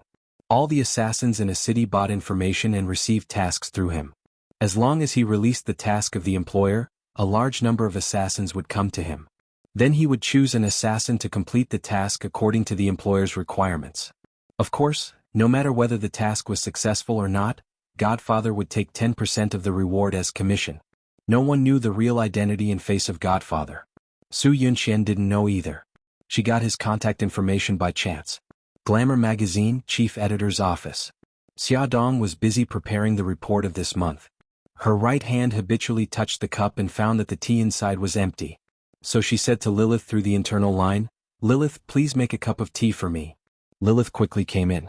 When she was about to go out with the teacup, she suddenly thought of something and asked mysteriously, "Chief Editor, have you had that in the past 2 days?" Xia Dong looked up blankly. "What?" Lilith smiled. "Your period?" "Ah, no." Lilith blinked. "That's good." Xia Dong didn't know what she was doing and didn't have time to ask, so she let her be. Soon Lilith put the brewed tea on her right hand. Xia Dong was almost done preparing the documents and the tea was cold. She picked it up and took a sip. It tasted different from the tea she was used to. She looked at the tea leaves in the teacup and saw that they were very thin red petals. Because she was pregnant, she paid special attention to her diet. When she saw that the tea leaves had changed, she called Lilith over to ask about it. "Lilith, what tea is this? It doesn't look like the kind I drink." Lilith smiled and said, "Chief Editor, this is saffron. It's good for a woman's health. I see that you don't look too good recently. Drinking saffron can replenish your blood. But people who are on their period and pregnant can't drink it. So I just asked if you were on your period." Xia Dong's hands trembled and she almost overturned the teacup. Although she didn't know much about medicine, she still knew about saffron. In all the harem dramas, there would be concubines who would have a miscarriage because of this thing. Moreover, saffron was tens or even hundreds of times more potent than saffron. "Chief Editor, what's wrong with you? You don't look well. Are you feeling unwell? Xia Dong forced a smile and said, I've been suffering from insomnia recently, so I'm a little dizzy. But it's okay.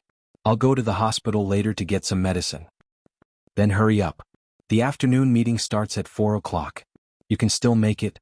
Okay, I'll go after I organize this document. Although she had only taken a sip, Xia Dong was still a little worried and decided to go to the hospital for a checkup. She frowned and said, Lilith, saffron is a very precious herb. How did our editorial department get this? Lilith smiled and said, It was sent by a reader. I heard that she lives in Shangri-La. Her grandfather is a Tibetan doctor, so he sent us saffron and some small gifts. Everyone has one. Chief editor, wait a moment. I'll bring it to you. Lilith brought over a pillow and a small sachet, both of which were handmade in a typical Tibetan style. She explained with a smile, This pillow is filled with dried herbs that help you sleep. It can relieve your insomnia. This small sachet is filled with their specialty spices. I heard that it has the effect of preventing miscarriage. Chief editor, smell it? It smells good. Xia Dong took the sachet and smelled it. The fragrance was not very strong, but it made her feel refreshed. Since it had the effect of preventing miscarriage, she would carry it with her. Maybe it could alleviate the influence of saffron. She put the sachet into her handbag. Taking advantage of the lunch break, Xia Dong went to the hospital. Lin Shihao happened to have time and helped her do a checkup. He said that the fetus was normal and there was no problem. Xia Dong was relieved. She opened her handbag and put the checkup report in. A faint fragrance wafted out of the sachet.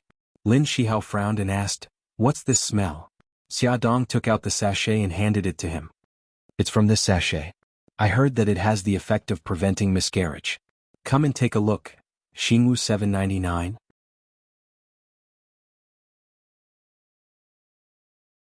Chapter 100. Lin Shihao put it to his nose, closed his eyes and sniffed it carefully. Suddenly he stood up and strode out of the door. Xia Dong was puzzled. Shihao, what are you doing? After a minute Lin Shihao came back. His face was a little pale as he said, I threw away the sachet. Xia Dong was confused. What? What's wrong with that sachet? Lin Shihao said seriously, There's nothing wrong with the sachet itself, and the perfume inside does have the effect of preventing miscarriage. However, if this perfume is used together with saffron, it will cause a miscarriage. Didn't you say that you drank a sip of saffron at noon? So you have to throw away the sachet quickly. Otherwise the child will be in danger. Xia Dong's back was covered in cold sweat. She was scared. Fortunately you found out. How do you know this perfume? Lin Shihao explained, My grandfather is an old Chinese medicine doctor. I learned a lot of pharmacology from him before. This perfume is extracted from a kind of herb. Fortunately I still remember the smell. Xia Dong was very glad. If it weren't for Lin Shihao, the child would have been in danger. Lin Shihao reminded her, Be careful in the future. Don't touch those flowers and plants again. Everything has its opposite. If something that seems to be beneficial to the body is used together with something else, it may cause harm to the body. I understand. I'll be more careful. Shihao, thank you. Xia Dong decided that when she got back she would get rid of the pillow with the herbs. These few days Xia Dong felt that her luck was extremely bad. When she was driving she almost collided with an oncoming truck. She hurriedly turned the steering wheel, but in the end she still hit the guardrail on the side of the road. Fortunately the airbag protected her body. Although she was shocked, she managed to adjust her emotions in time. The baby only gave her a stomachache because of his temper, but it was nothing serious. The BMW was damaged and sent for repair. The insurance agent arranged to meet Xia Dong at the cafe next to the company. When she took the elevator, a delivery man pushed a small cart and quickly squeezed in. The narrow space became even narrower with the help of the trolley. Xia Dong had nowhere to retreat, so she stayed close to the trolley. While the elevator was ascending, it suddenly shook, and the boxes stacked on top of the trolley fell toward her. She quickly caught the boxes with her hands, but the boxes below loosened and hit her abdomen. She quickly raised her leg and used the strength of her leg to block the box. What's wrong with you? This miss was almost hit by your cart. The people around finally reacted and helped Xia Dong carry the box while scolding the delivery man. The delivery man apologized profusely.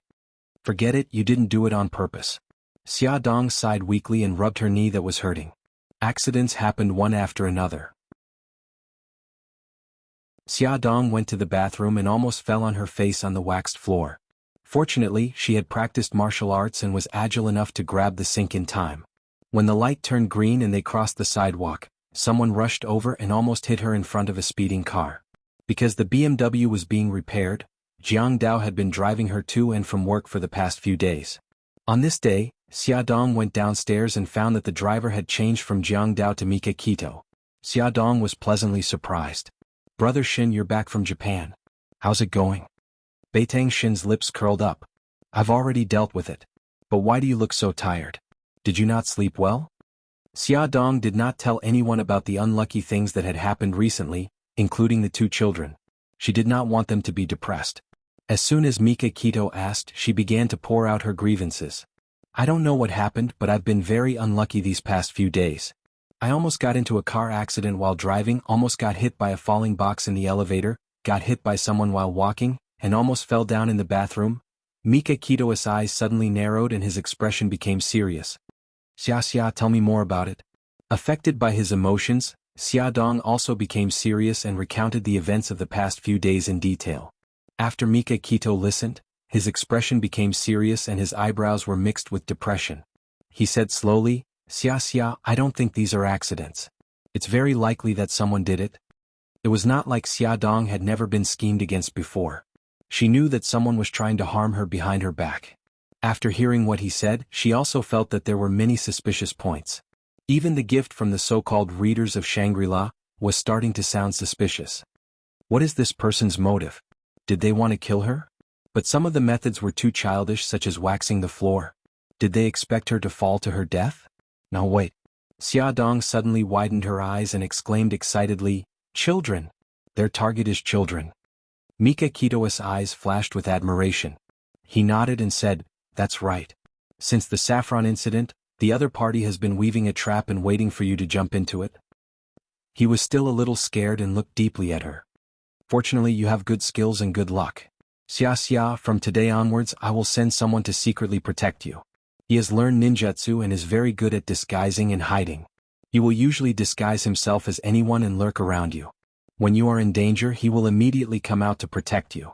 His name is Lu Xing and he will only listen to you." Xia Dong didn't know that Lu Xing was the best assassin in the Sanku group and had been sent by Mika Kito to protect her. Su Yunqian was furious and roared into the phone, "It's been 5 days. You haven't completed the mission. Godfather, didn't you say that there would be no problem? Now that the mission has failed, how are you going to explain it?" The man said in a low voice, "Give me 1 more day. I promise to complete the mission." Su Yunqian sneered, "What if it fails again?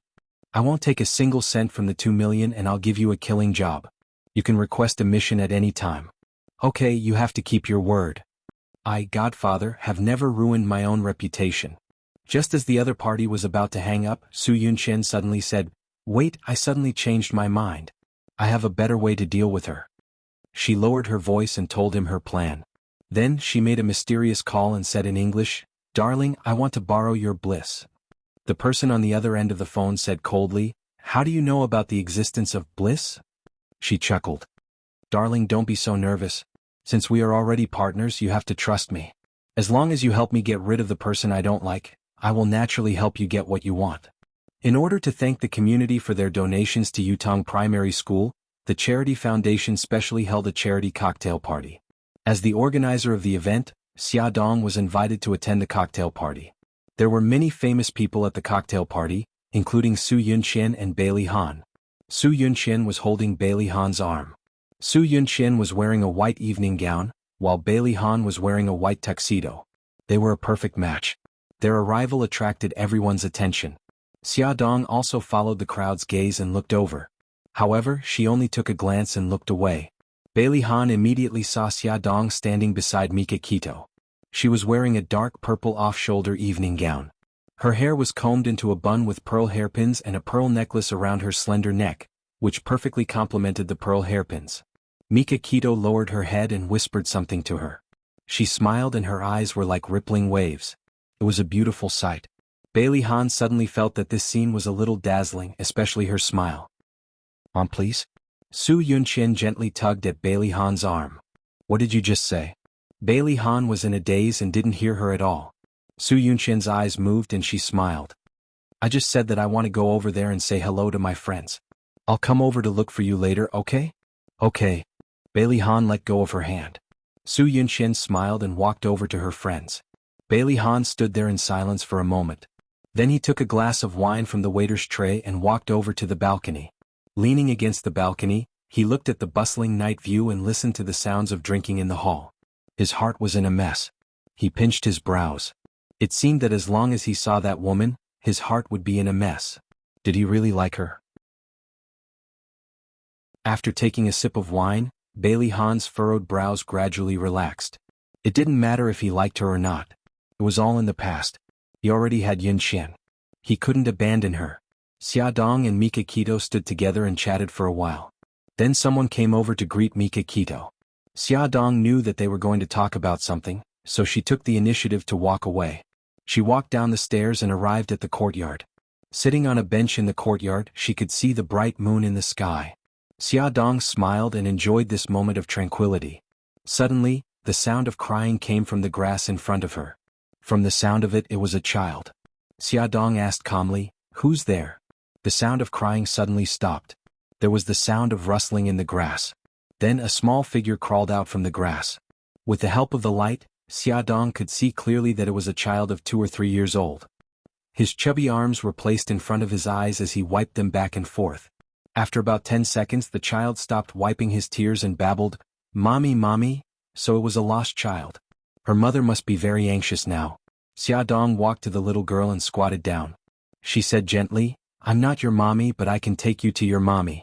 Can you tell me your name?" The little girl shook her head. Her face was blank. Xia Dong asked again, "Then do you know your mommy's name?" The little girl smiled brightly. "Mommy." Xia Dong didn't give up. She stroked her soft hair and asked, "Baby, where did you come from? Maybe your mommy is over there." Pointed out to Auntie. The little girl tilted her head and looked at her. After a while, she suddenly stretched out her arm and pointed in the direction of the hall. Xia Dong confirmed, "You came from there?" The little girl nodded. "Looks like your mommy is also here for the charity reception. Let's go find her together." It wasn't convenient for Xia Dong to carry her, so she let her walk beside her. She held her hand and pulled her up the stairs. She immediately ran excitedly towards the hall with her short legs. Xia Dong was worried that she would fall, so she followed closely behind her. As her gaze was fixed on the child, she didn't notice Bailey Han suddenly walking over from the balcony. The two almost collided, but Bailey Han took a step back and avoided her. She smiled embarrassedly. "Sorry." Bailey Han didn't say anything. His cold gaze fell on the little girl beside his leg. Awesome novel Hongcha 866.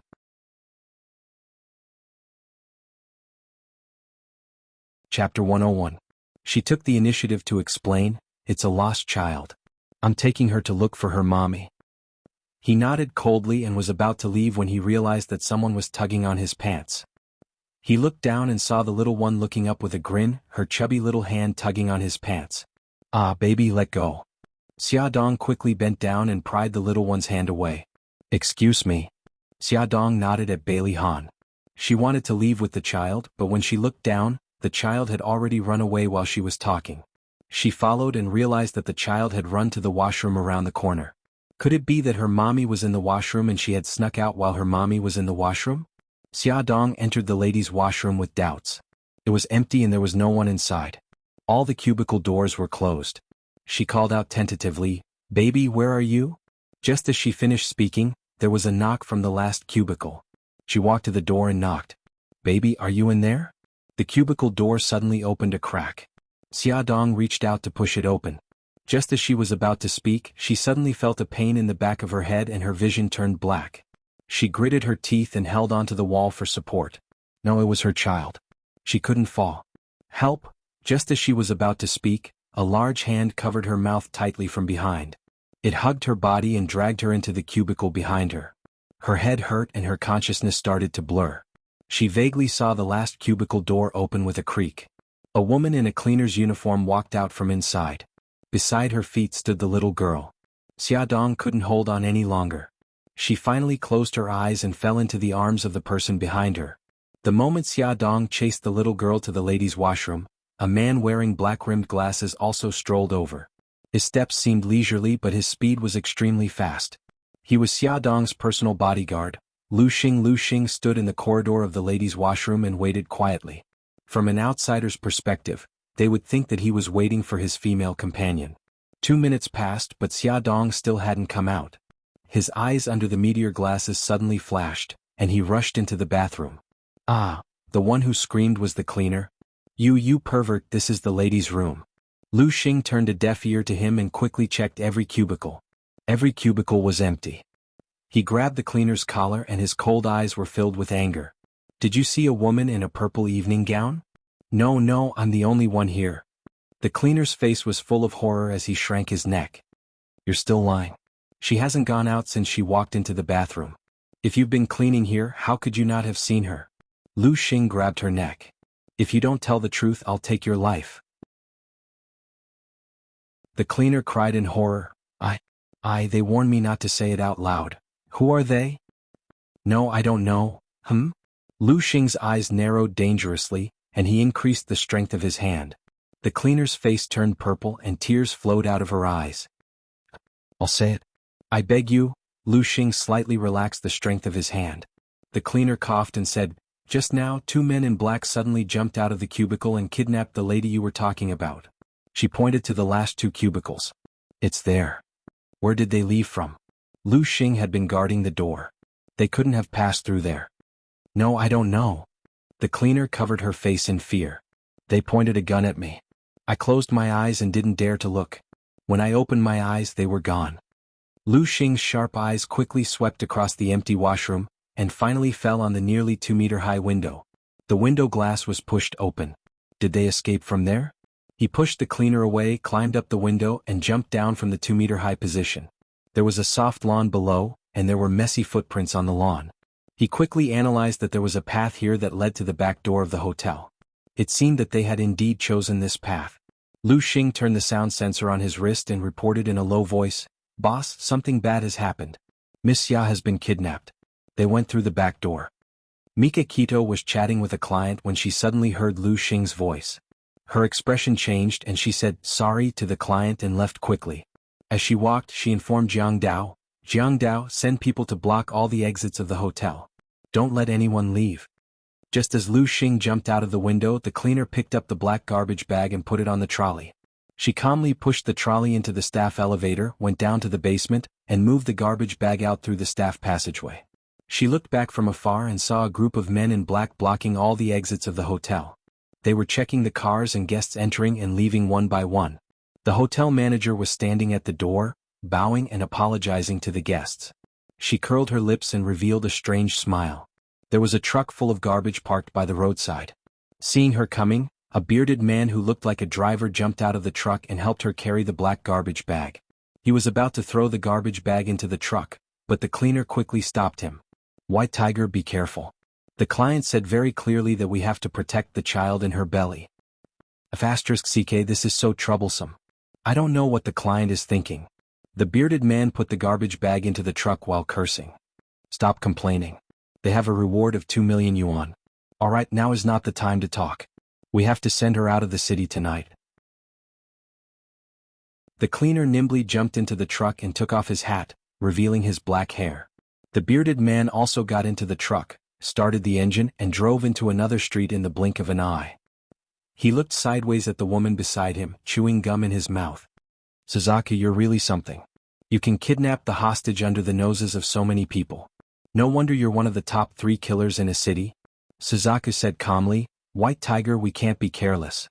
You saw it just now. Mika Kito is not a simple person. He can gather so many men to search the hotel in just a few minutes. To be honest, I'm a little worried about whether we can leave a city smoothly. The bearded man was full of confidence. Don't worry. Kidnapping and killing are your specialties. Escaping is also my specialty. I've arranged all the checkpoints. Suzuki patted his shoulder in appreciation. I knew you wouldn't let me down. That's why I've always chosen to partner with you. One killed people and the other designed escape routes. They cooperated seamlessly and had never failed. The truck passed through many checkpoints smoothly and drove out of the downtown area of a city. Before entering the highway, they changed into a high-performance car. The garbage truck was abandoned on the road.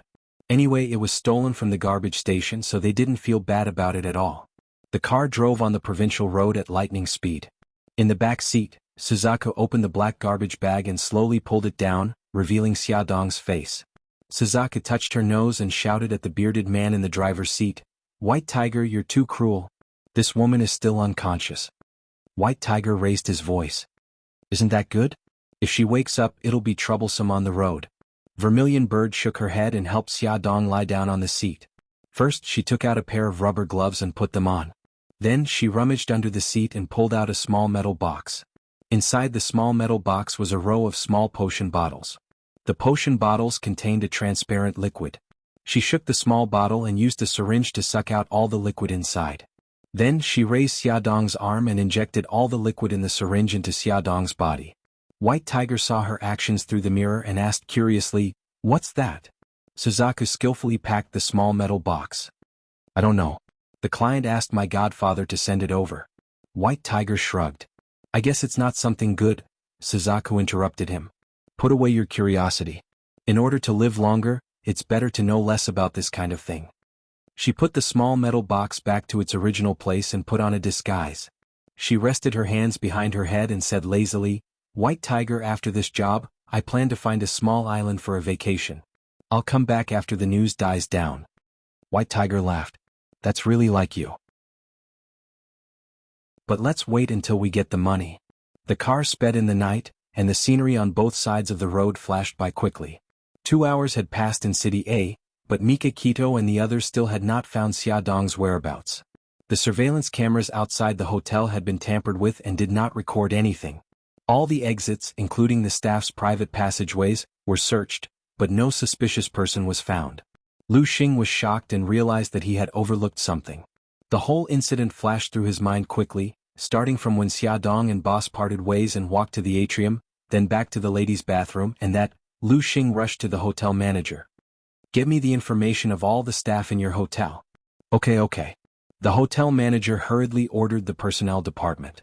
Soon, someone turned on the computer and pulled up all the staff's information. Lu Xing moved the mouse and quickly browsed through it. Finally, his gaze fell on the cleaners column. He pointed at a person's photo and said, "Call this person over." Someone immediately obeyed the order and left. After a few minutes, that person hurriedly ran over. "Manager, the cleaner fainted in the changing room. Get her over here." 2 hotel staff helped the unconscious cleaner over. Lu Xing touched her nose and checked her head. His face darkened. It was obvious that she had been knocked out from behind. He took out the medicine to wake her up and applied it to her nose. She quickly woke up and was startled. "Who are you?" "Don't care who I am. Let me ask you, 2 hours ago, did you enter the ladies' bathroom in the lobby?" "No, what happened?" "I remember that when I was changing my clothes, my head suddenly hurt and I don't know anything after that." Lu Xing checked the cleaner's wardrobe and found that her uniform was missing. It was obvious that someone had knocked her out, changed her clothes, and disguised as her to kidnap Miss Xia in the bathroom, and the cleaner he saw in the bathroom was someone else in disguise. Damn it, he actually listened to her and chased after her from the back door. It must have been at that time that the killer escaped with Miss Xia. After deducing all this, Lu Xing was filled with guilt. He bowed in front of Mika Kito. "Boss, I fell into the enemy's trap and caused Miss Xia to be kidnapped. Please punish me." Awesome novel Shinwu 799.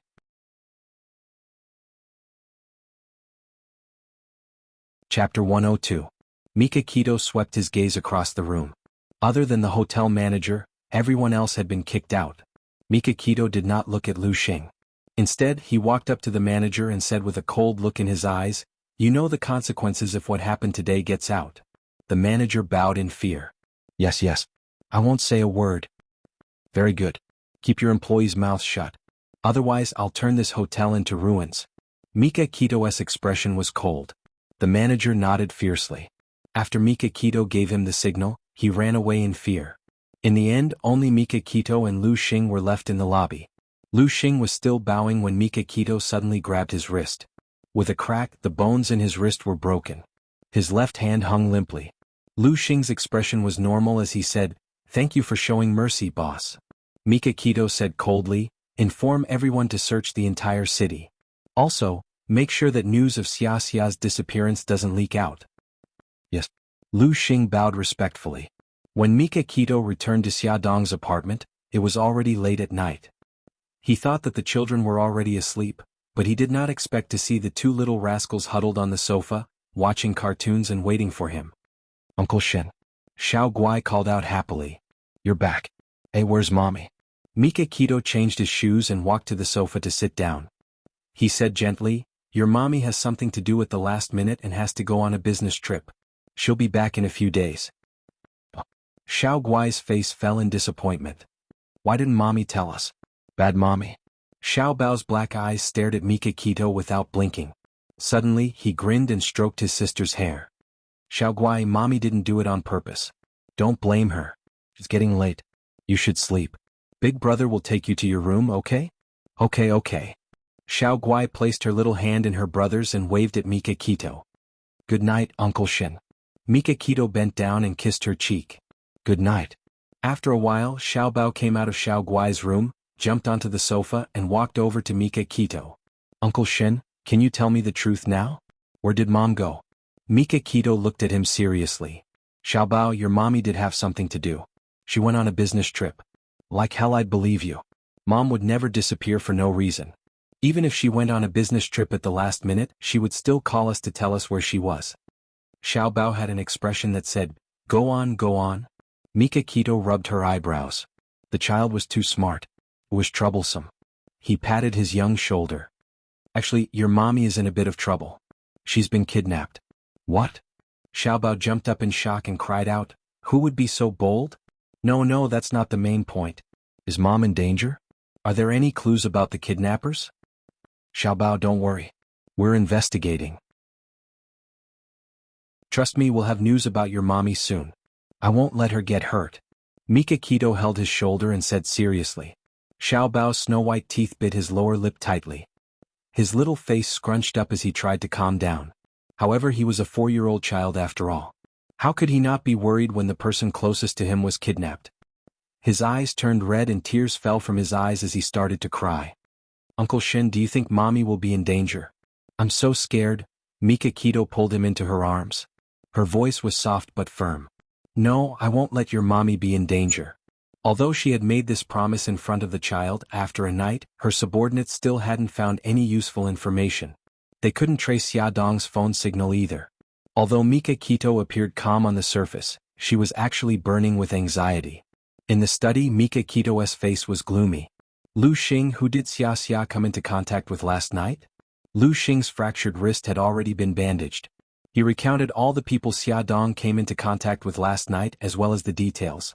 Mika Kito heard that before Xia Dong went missing, she was chasing a little girl and bumped into Bailey Han. Mika Kito frowned. That little girl might have been deliberately arranged by the kidnappers to lower Xia's guard and lure her into a trap. Do you still remember what she looked like? Lu Xing nodded and took the pen and paper from Jiang Dao. With just a few strokes, she sketched a portrait of the little girl on the paper. Mika Kito waved her hand. Jiang Dao passed down the order. Get everyone to search for the little girl's whereabouts. One of her subordinates knocked on the door hurriedly and walked in. Boss, we've questioned all the hotel staff. Witnesses said they saw a cleaner pushing a garbage cart out of the hotel. Mika Kito was shocked. Send someone to check all the garbage trucks in the hotel area. Ask around at the garbage recycling station. The subordinate obeyed and left. Lu Xing hesitated for a moment and said, Boss, maybe we can ask Bailey Han. He was the last person Miss Xia saw before she went missing. At that time, the little girl even grabbed his pants and smiled at him as if she knew him. Before she could finish her sentence, Mika Kito had already flashed past her like lightning and disappeared at the door. Mika Kito's heart pounded wildly. Was it Bailey Han who did it? He was about to marry Su Yinqian. Did he want to get rid of Xia Dong because he found out that she was pregnant? At the door of the conference room of Shanghao Group, Linda anxiously stopped the aggressive Mika Kito. Mr. Beitang, you can't go in. The president is in a meeting. Beitang Shin suddenly exerted force and pushed her away. With a kick of his long leg, the door of the conference room opened with a bang. He stood at the entrance of the conference room like a black-faced thunder god. Everyone present at the meeting turned to look at him. They were stunned, shocked, and confused. All kinds of gazes were intertwined with each other. Linda was crying and kept apologizing. I'm sorry, President. I couldn't stop him. Bailey Han looked at Mika Kito coldly. Mr. Beitang, you'd better have a reasonable explanation. This is my explanation. Beitang Shin suddenly rushed over, brandished his fist and heavily smashed it towards Qin Chao's face. Fortunately, Bailey Han nimbly dodged and avoided the fate of having his nose broken. Unfortunately, his laptop didn't escape this disaster. With a loud bang, it was swept to the ground by the force of his punch. Everyone looked at each other in dismay. Then they quickly reacted. When Bailey Han said, "Today's meeting will end here," they immediately scattered like birds and beasts and rushed out. Only Mika Kito and Bailey Han were left in the conference room. Mika Kito punched again and was furious. "Bailey Han, you bastard. How could you hurt Xia Xia like this?" Bailey Han quickly grabbed his fist and his eyes were filled with anger. "Mika Kito, what is the meaning of this? Are you still playing dumb?" Mika Kito didn't manage to hit him and raised his leg to sweep at his lower body. Bailey Han blocked his attack with one leg. The two of them were evenly matched. After more than 10 moves, the chairs in the conference room were knocked over and they were in a sorry state. The two of them held each other's arms, their murderous gazes intertwined, sparks flying. Their faces were injured and their hair was messy, but their auras were fierce and overbearing as they stared fiercely at each other.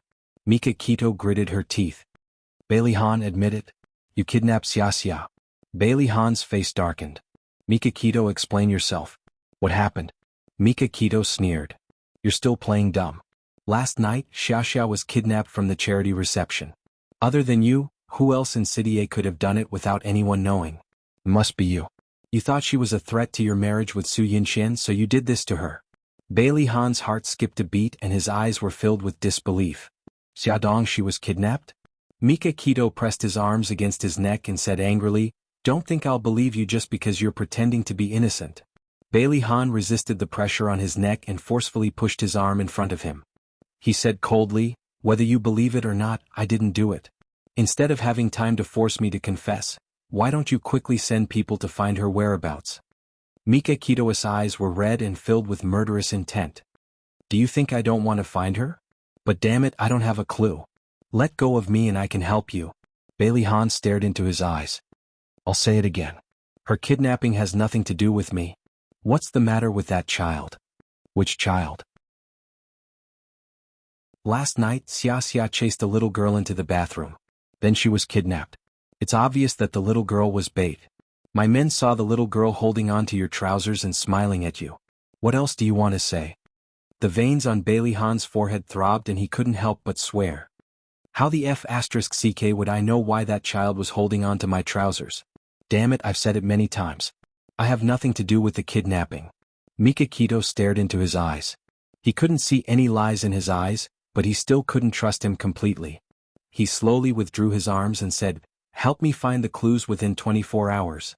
Otherwise, I'll treat you as the mastermind and show no mercy." Bailey Han flung his hands away angrily. He straightened his clothes and said coldly, "I'll give you 10 minutes to tell me what happened. Also, tell me the current situation of the investigation." Mika Kito's face darkened.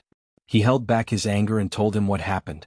Bailey Han frowned and suddenly asked, "Did you ask your men to check the checkpoints out of the city? The kidnappers might have already left the city." Mika Kito's eyes narrowed. That's right. They had been focusing on the city and had neglected the possibility of leaving the city. He immediately informed Jiang Dao to expand the search area. Bailey Han shook his head. "It would be more convenient if the police were involved in this matter. It's all up to the mafia. If this gets out of hand, you'll get into trouble. No, once the police get involved, they might alert the kidnappers. If the kidnappers are angered, they'll do something to Xia Xia." Mika Kito was willing to put himself in danger for Xia Dong's safety.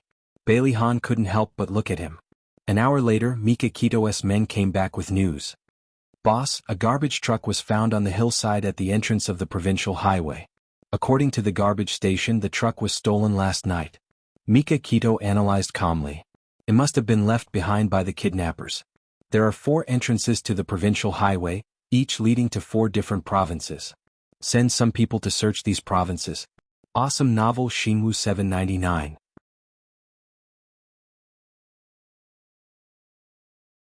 Chapter 103.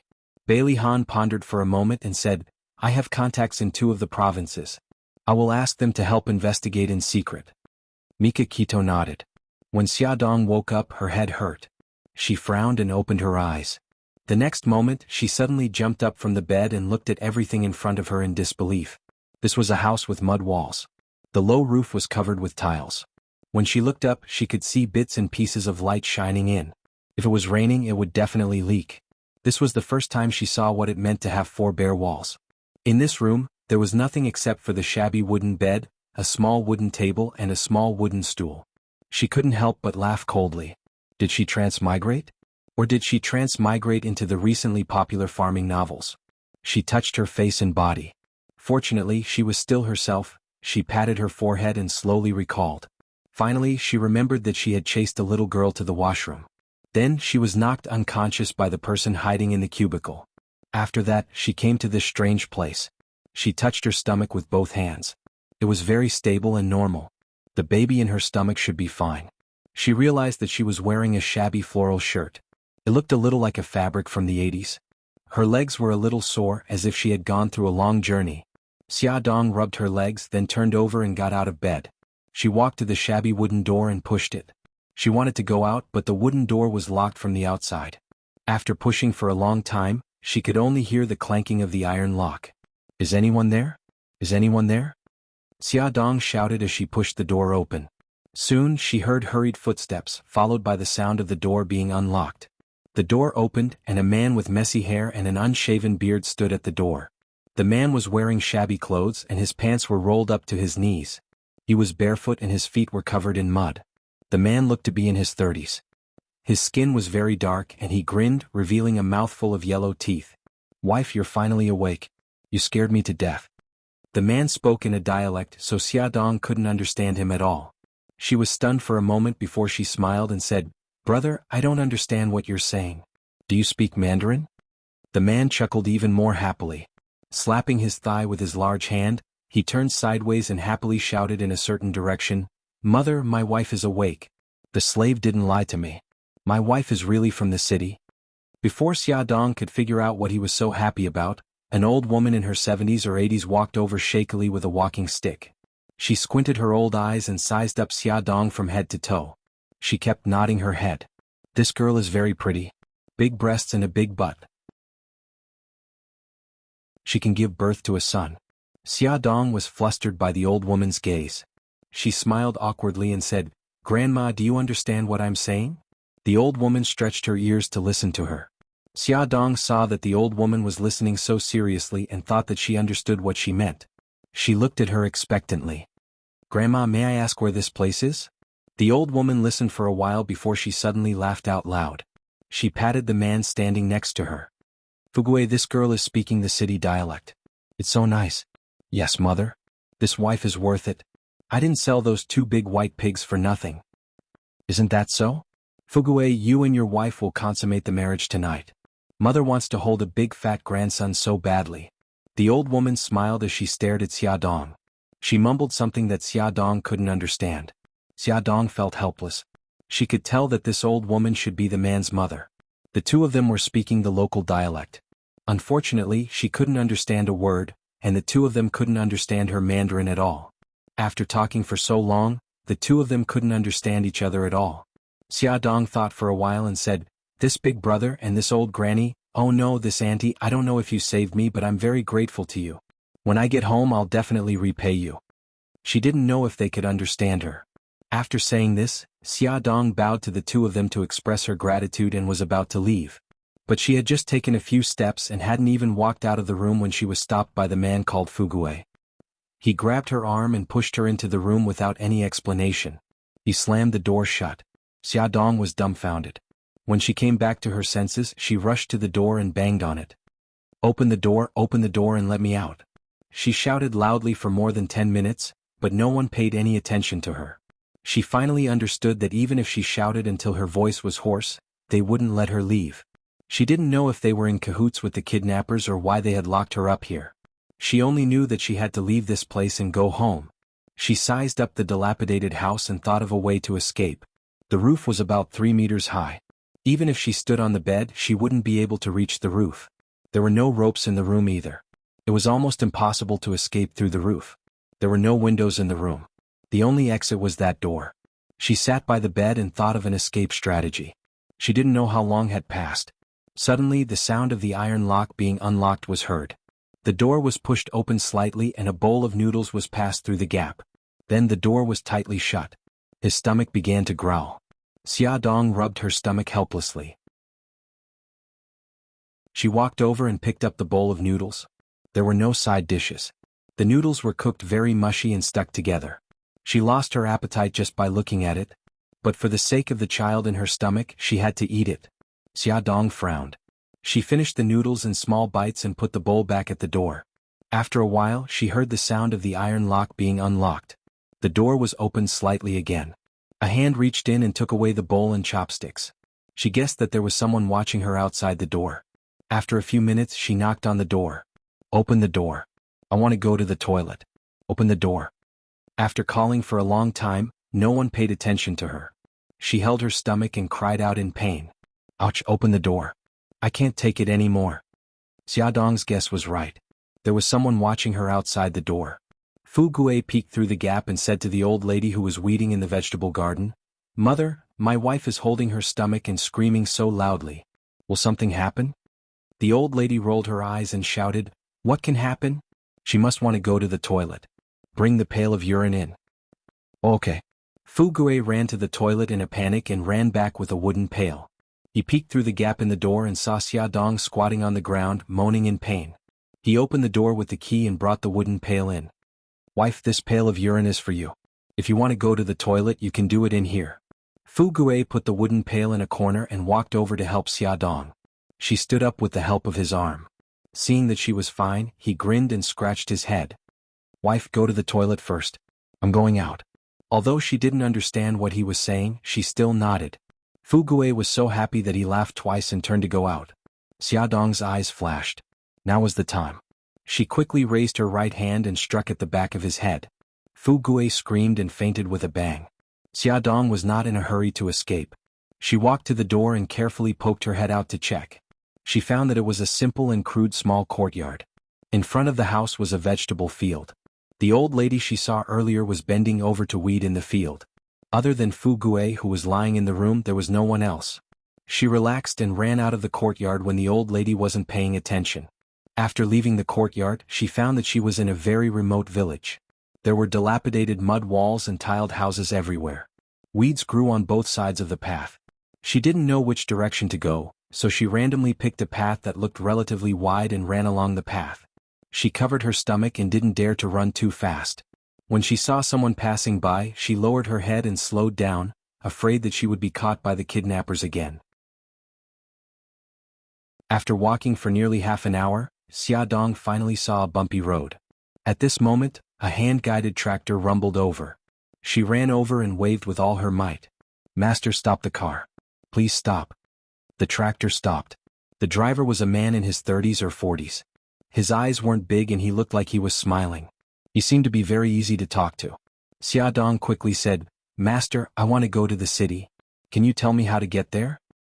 "Go to the city?" The man spoke in Mandarin for the first time. Although it was a little clumsy, Xia Dong could understand. She nodded excitedly. Yes. Master, I want to go to the city. How should I get there?" The man's gaze looked her up and down, making her feel very uncomfortable. She couldn't help but frown.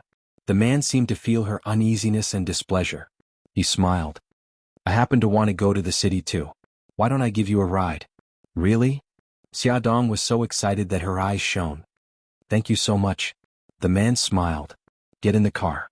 "Okay, thank you, master." Xia Dong climbed into the car. The tractor rumbled on. After walking for nearly 10 minutes, Xia Dong felt that something was wrong. The direction they were heading in was the direction she had escaped in. Although one was a road and the other was a small path, they were heading in the same direction. Xia Dong shouted, "Master, stop the car." The man driving the tractor turned a deaf ear and continued to drive the tractor with a rumbling sound. The uneasiness in Xia Dong's heart grew stronger and stronger. She felt that the man was lying to her. She shouted, "Stop the car. If you don't stop the car, I'll jump down from here." The man finally reacted. He turned around to look at Xia Dong and chuckled. "Miss, the city is still far away. Don't worry." Xia Dong's face turned cold. "I'm not going to the city. Put me down." "How can that be? I promised to send you to the city, so I must send you there." "Cut the crap and stop the car." Xia Dong climbed to the side of the tractor and made a gesture of jumping down. "Stop the car or I'll really jump down." Although the distance was not high and the tractor was not fast, there were a lot of gravel on the road. If she jumped down, she would inevitably sprain and bruise. Don't be impulsive, don't be impulsive. I'll stop immediately. When the man saw that she was serious, he rolled his eyes and slowly slowed down. He didn't stop the car until he arrived in front of a farmer's yard. As soon as the car stopped, Xia Dong got out of the car and was about to leave. Powerful novel Hongcha 866.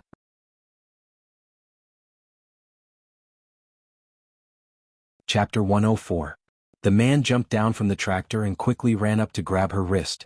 He shouted in dialect, "Kong Lauer, come out quickly." The wife that Wang Fugue bought ran away. "Come out quickly and catch her." "Let go of me." Xia Dong grabbed the man's wrist and threw him over her shoulder. Xia Dong held her stomach and started to run. Before she could run 2 steps, she heard the courtyard door open. She turned her head and saw a group of people running out with ropes and sticks. They were chasing after her. She gritted her teeth and increased her speed. If it was any other time, she would definitely be able to shake off this group of people with her speed. However, she was pregnant now and did not dare to run too fast. After running for a few hundred meters, she was surrounded by the group of people. "Why are you running? No matter how fast you run, you can't run out of our village. Let me tell you, you can forget about going out for the rest of your life. Just obediently live with Wang Fugue." The man who drove the tractor followed her and surrounded her.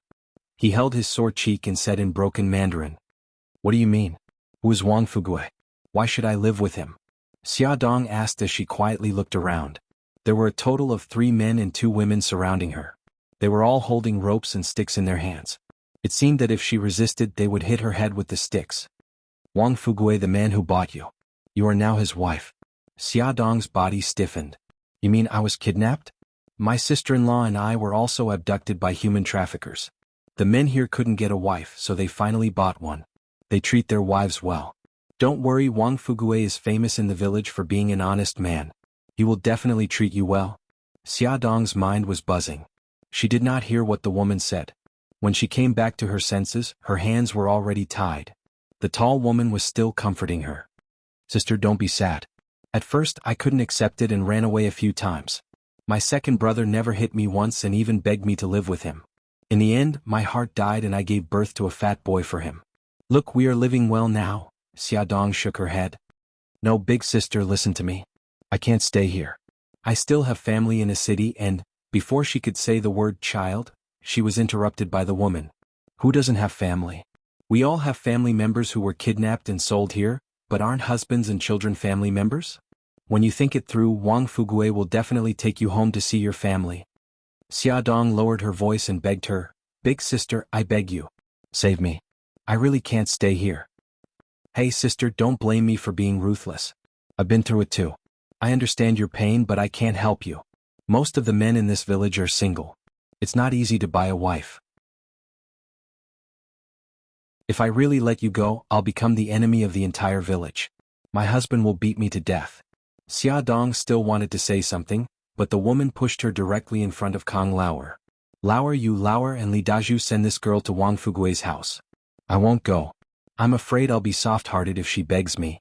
Li Daju was the man who drove the tractor. Xia Dong was pushed forward by 2 men by her arms. She did not give up and turned back to shout, big sister, I beg you. Help me." The woman turned her back to her and silently returned to her courtyard. Looking at the familiar path under her feet and the familiar simple courtyard in front of her, Xia Dong almost lost all hope.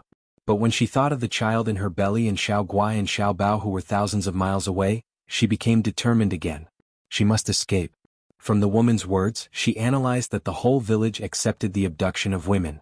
Without a map and a detailed plan, even if she escaped from Wang Fugue's house, she would not be able to escape the village. Wang Fugue was knocked unconscious by Xia Dong and had not yet woken up. The old lady found that the daughter-in-law she bought was missing. She was so anxious that she jumped.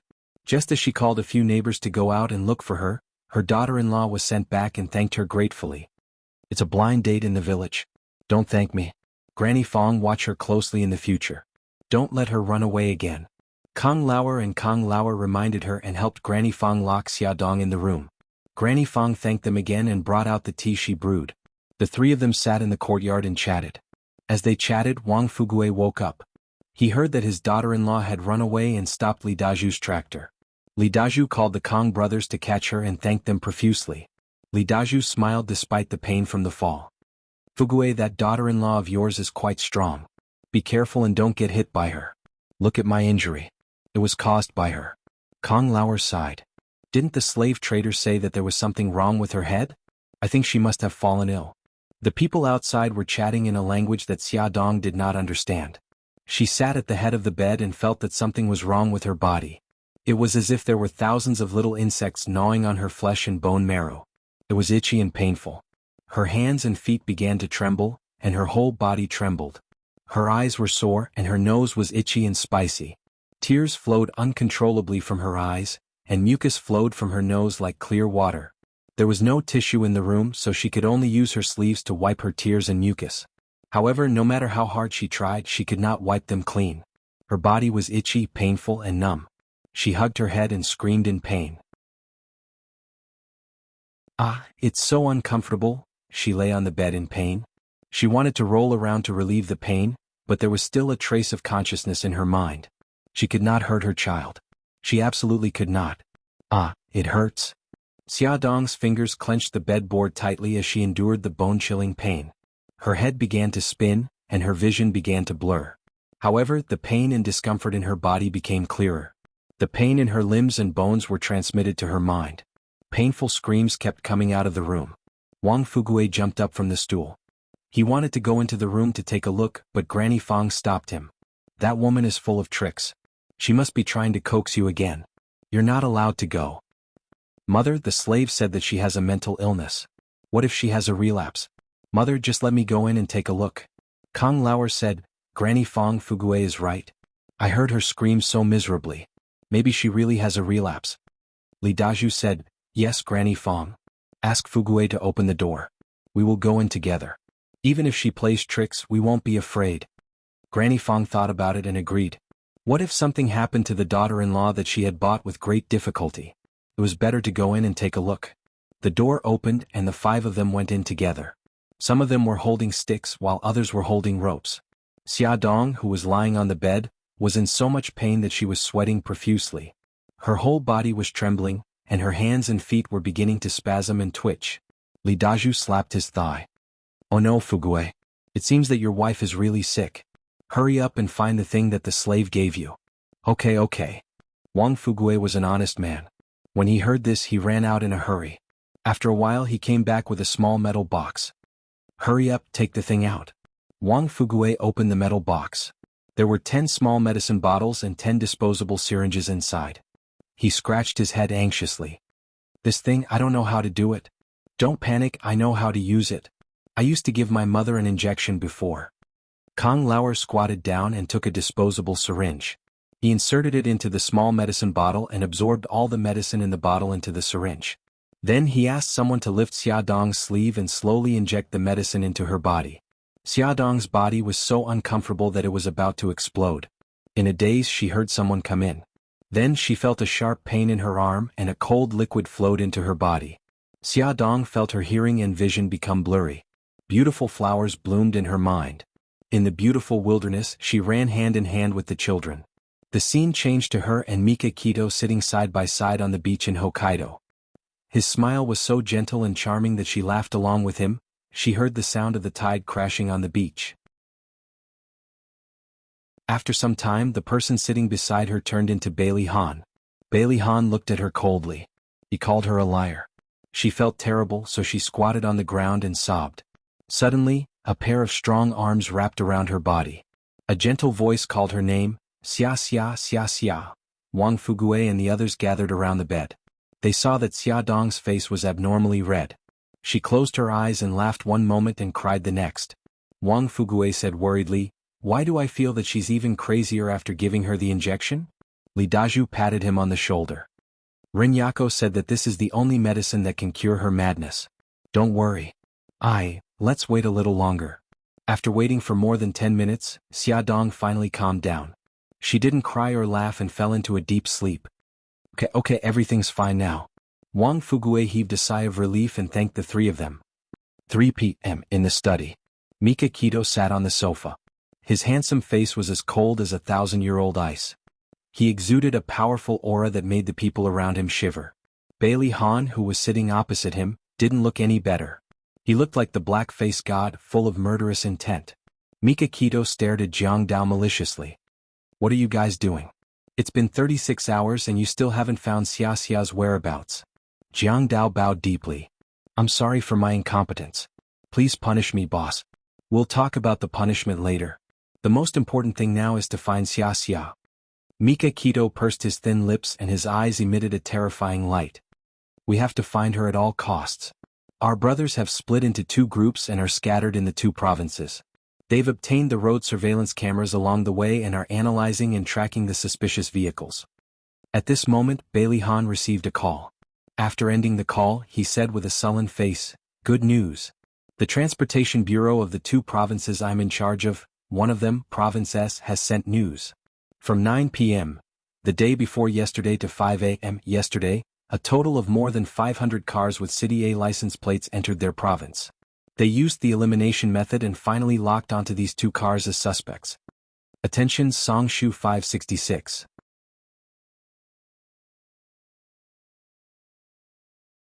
Chapter 105. Bailey Han connected the photos he received on his phone to the computer. There were 2 high-end sports cars, one a Ferrari and the other a Land Rover. Mika Kito carefully observed the 2 photos, then pointed to the Land Rover and said, "I think it's more likely to be this car. The back of this Land Rover is more spacious. If the kidnappers put Xia Xia in it, it would be more suitable." "I agree with you," Bailey Han said in a deep voice. Bailey Han said in a deep voice, "So, I have already asked them to focus on this Land Rover." Tracking the kidnappers was a race against time. On the other side, when Xia Dong woke up, it was already night time. There was no light in the room, so it was dark. Looking up at the ceiling, she could see the starlight shining through the cracks of the tiles. Her body was wet as if she had just been fished out of the water. Her face was also sticky. She wanted to take a bath in disgust, but when she got out of bed, she realized that she was trapped in a small farmhouse. Her body was still a little sore and her head was a little dizzy. She felt that something was wrong. She still remembered the pain of hundreds of insects biting her heart before she fainted. Was there something wrong with her body? The door creaked open. Wang Fugue walked in with a wooden stick in one hand to prevent her from escaping and a bowl of rice in the other. "Honey, you're awake. How do you feel? Are you still feeling unwell?" He put down the bowl of rice, found the switch on the wall and turned on the light. Xia Dong couldn't understand his words, but she could see the worried expression on his face. She held her forehead with one hand and showed a pained expression. Holding on to a glimmer of hope, she said, "I have a headache and I'm not feeling well. Can you find someone who can understand me?" "Do you have a headache?" Wang Fugue couldn't understand her words, but he could see her movements. He was so anxious that he jumped up and down. Suddenly he slapped his head and said, "How could I forget? I can't understand city dialect, but Eiko can. Wife, don't worry, I'll be right back." Wang Fugue ran away after saying that, not forgetting to lock the door before he left. Just as Xia Dong was guessing his actions, he suddenly ran back with a young girl in her early 20s. The girl had a long ponytail and was wearing a white t-shirt and a pair of washed-out jeans. She smiled shyly at Xia Dong and said, "Second aunt, my name is Eiko. Wang Fugue is my second uncle." Xia Dong stared at her with wide eyes. "You can speak Mandarin?" Eiko nodded shyly. "Yes, I went to high school." "Why didn't you continue reading?" Eiko lowered her head. "My family had no money and my father was sick, so I dropped out of school." Wang Fugue saw that they were chatting and hurriedly nudged Eiko. "Eiko, ask your second aunt where she's feeling unwell." Eiko then remembered the main reason why her second uncle had dragged her over. She hurriedly asked, "Second aunt, where are you feeling unwell?" Xia Dong didn't answer her question. Instead she asked, "Eiko, I suddenly felt unwell in the afternoon. Later, I remember that your second uncle and the rest came in. They seemed to have injected me with some medicine and I fainted after that. Why don't you ask your second uncle what kind of drug he injected me with?" Eiko nodded and turned to Wang Fugue. She repeated Xia Dong's words in Mandarin. Wang Fugue told Eiko everything that the human trafficker said, and Eiko repeated it to Xia Dong in Mandarin. "Second aunt, my second uncle said that the human trafficker said that you were from the city and had always been crazy. Our family despised you, so they didn't want to raise you. That's why the human trafficker brought you to our village. When the human trafficker sold you to second uncle, he left behind a box of medicine. He said that if you fell ill, second uncle could inject you with it and your illness would get better. Xiaodong's face turned pale. What are the symptoms of the crazy illness that the human trafficker mentioned? Eiko translated Wang Fugui's words. The human trafficker said that when you fell ill, your whole body would convulse and you would cry and have snot running down your nose. It would be very painful. Eiko, can I take a look at the medicine that your second uncle mentioned? Xiaodong's heart thumped. She was certain that she wasn't crazy, but what exactly was wrong with her body? Did the kidnappers do something to her? Eiko turned to ask Wang Fugui. Wang Fugui nodded and quickly returned with a small metal box. After opening the box, Xiaodong saw that there were 9 medicine bottles neatly arranged. Beside them were 9 disposable syringes. There were no labels on the medicine bottles, so she didn't know the name of the medicine, let alone its composition. Xiaodong had a bad feeling, but now wasn't the time to worry. The most important thing now was to escape from this mountain village. She closed the metal box and asked Eiko, Eiko, can you tell me where we are? Eiko said, the village we live in is called Chiligo. It's under the jurisdiction of L City. L City. Xiaodong knew this place. It was more than 500 kilometers away from a city and was under the jurisdiction of another province, S province. The kidnappers had abducted and sold her to another province. Xiaodong's fingernails were deeply embedded in her palms. Her face was pale and she forced a smile. Eiko, I'm bored here alone. If you're free, can you come and chat with me? Eiko nodded. Of course, second aunt. My second uncle is a good person. Don't worry, he'll be good to you. Eiko, I can't accept it now. Give me some time. Let me calm down for 2 days, okay? Xiaodong knew that no matter what she said, Eiko would only persuade her to accept her fate. Therefore, she had to pretend to be resigned to her fate to win their trust, and then find a way to escape. Okay. Eiko nodded and told Wang Fugui the situation in dialect. Wang Fugui glanced at Xiaodong, who was a little uneasy. After hesitating for a long time, he nodded and turned to walk out of the room. Eiko said with a smile, Second aunt, don't worry. My second uncle won't be staying here for the next 2 days. Xiaodong held her hand. Eiko, thank you. Can you stay with me tonight? Okay, second aunt. Eat first. The food is getting cold. I'll go home and tell my mother. I'll be right there. After Eiko left, Xiaodong brought over the rice bowl on the wooden table. Dinner was rice, cabbage, and white meat. Although it didn't look good, it tasted good. Xiaodong finished it quickly. Eiko came back with a blanket and pillow. She said as she made the bed, Second aunt, where are you from? Xiaodong smiled. I'm from a city. Eiko, have you seen the trafficker who abducted me? Eiko shook her head apologetically. No, I just came back from outside today. At that time, my second uncle had already bought you. She suddenly realized that she had said something she shouldn't have said and hurriedly said, I'm sorry. I shouldn't have mentioned it again.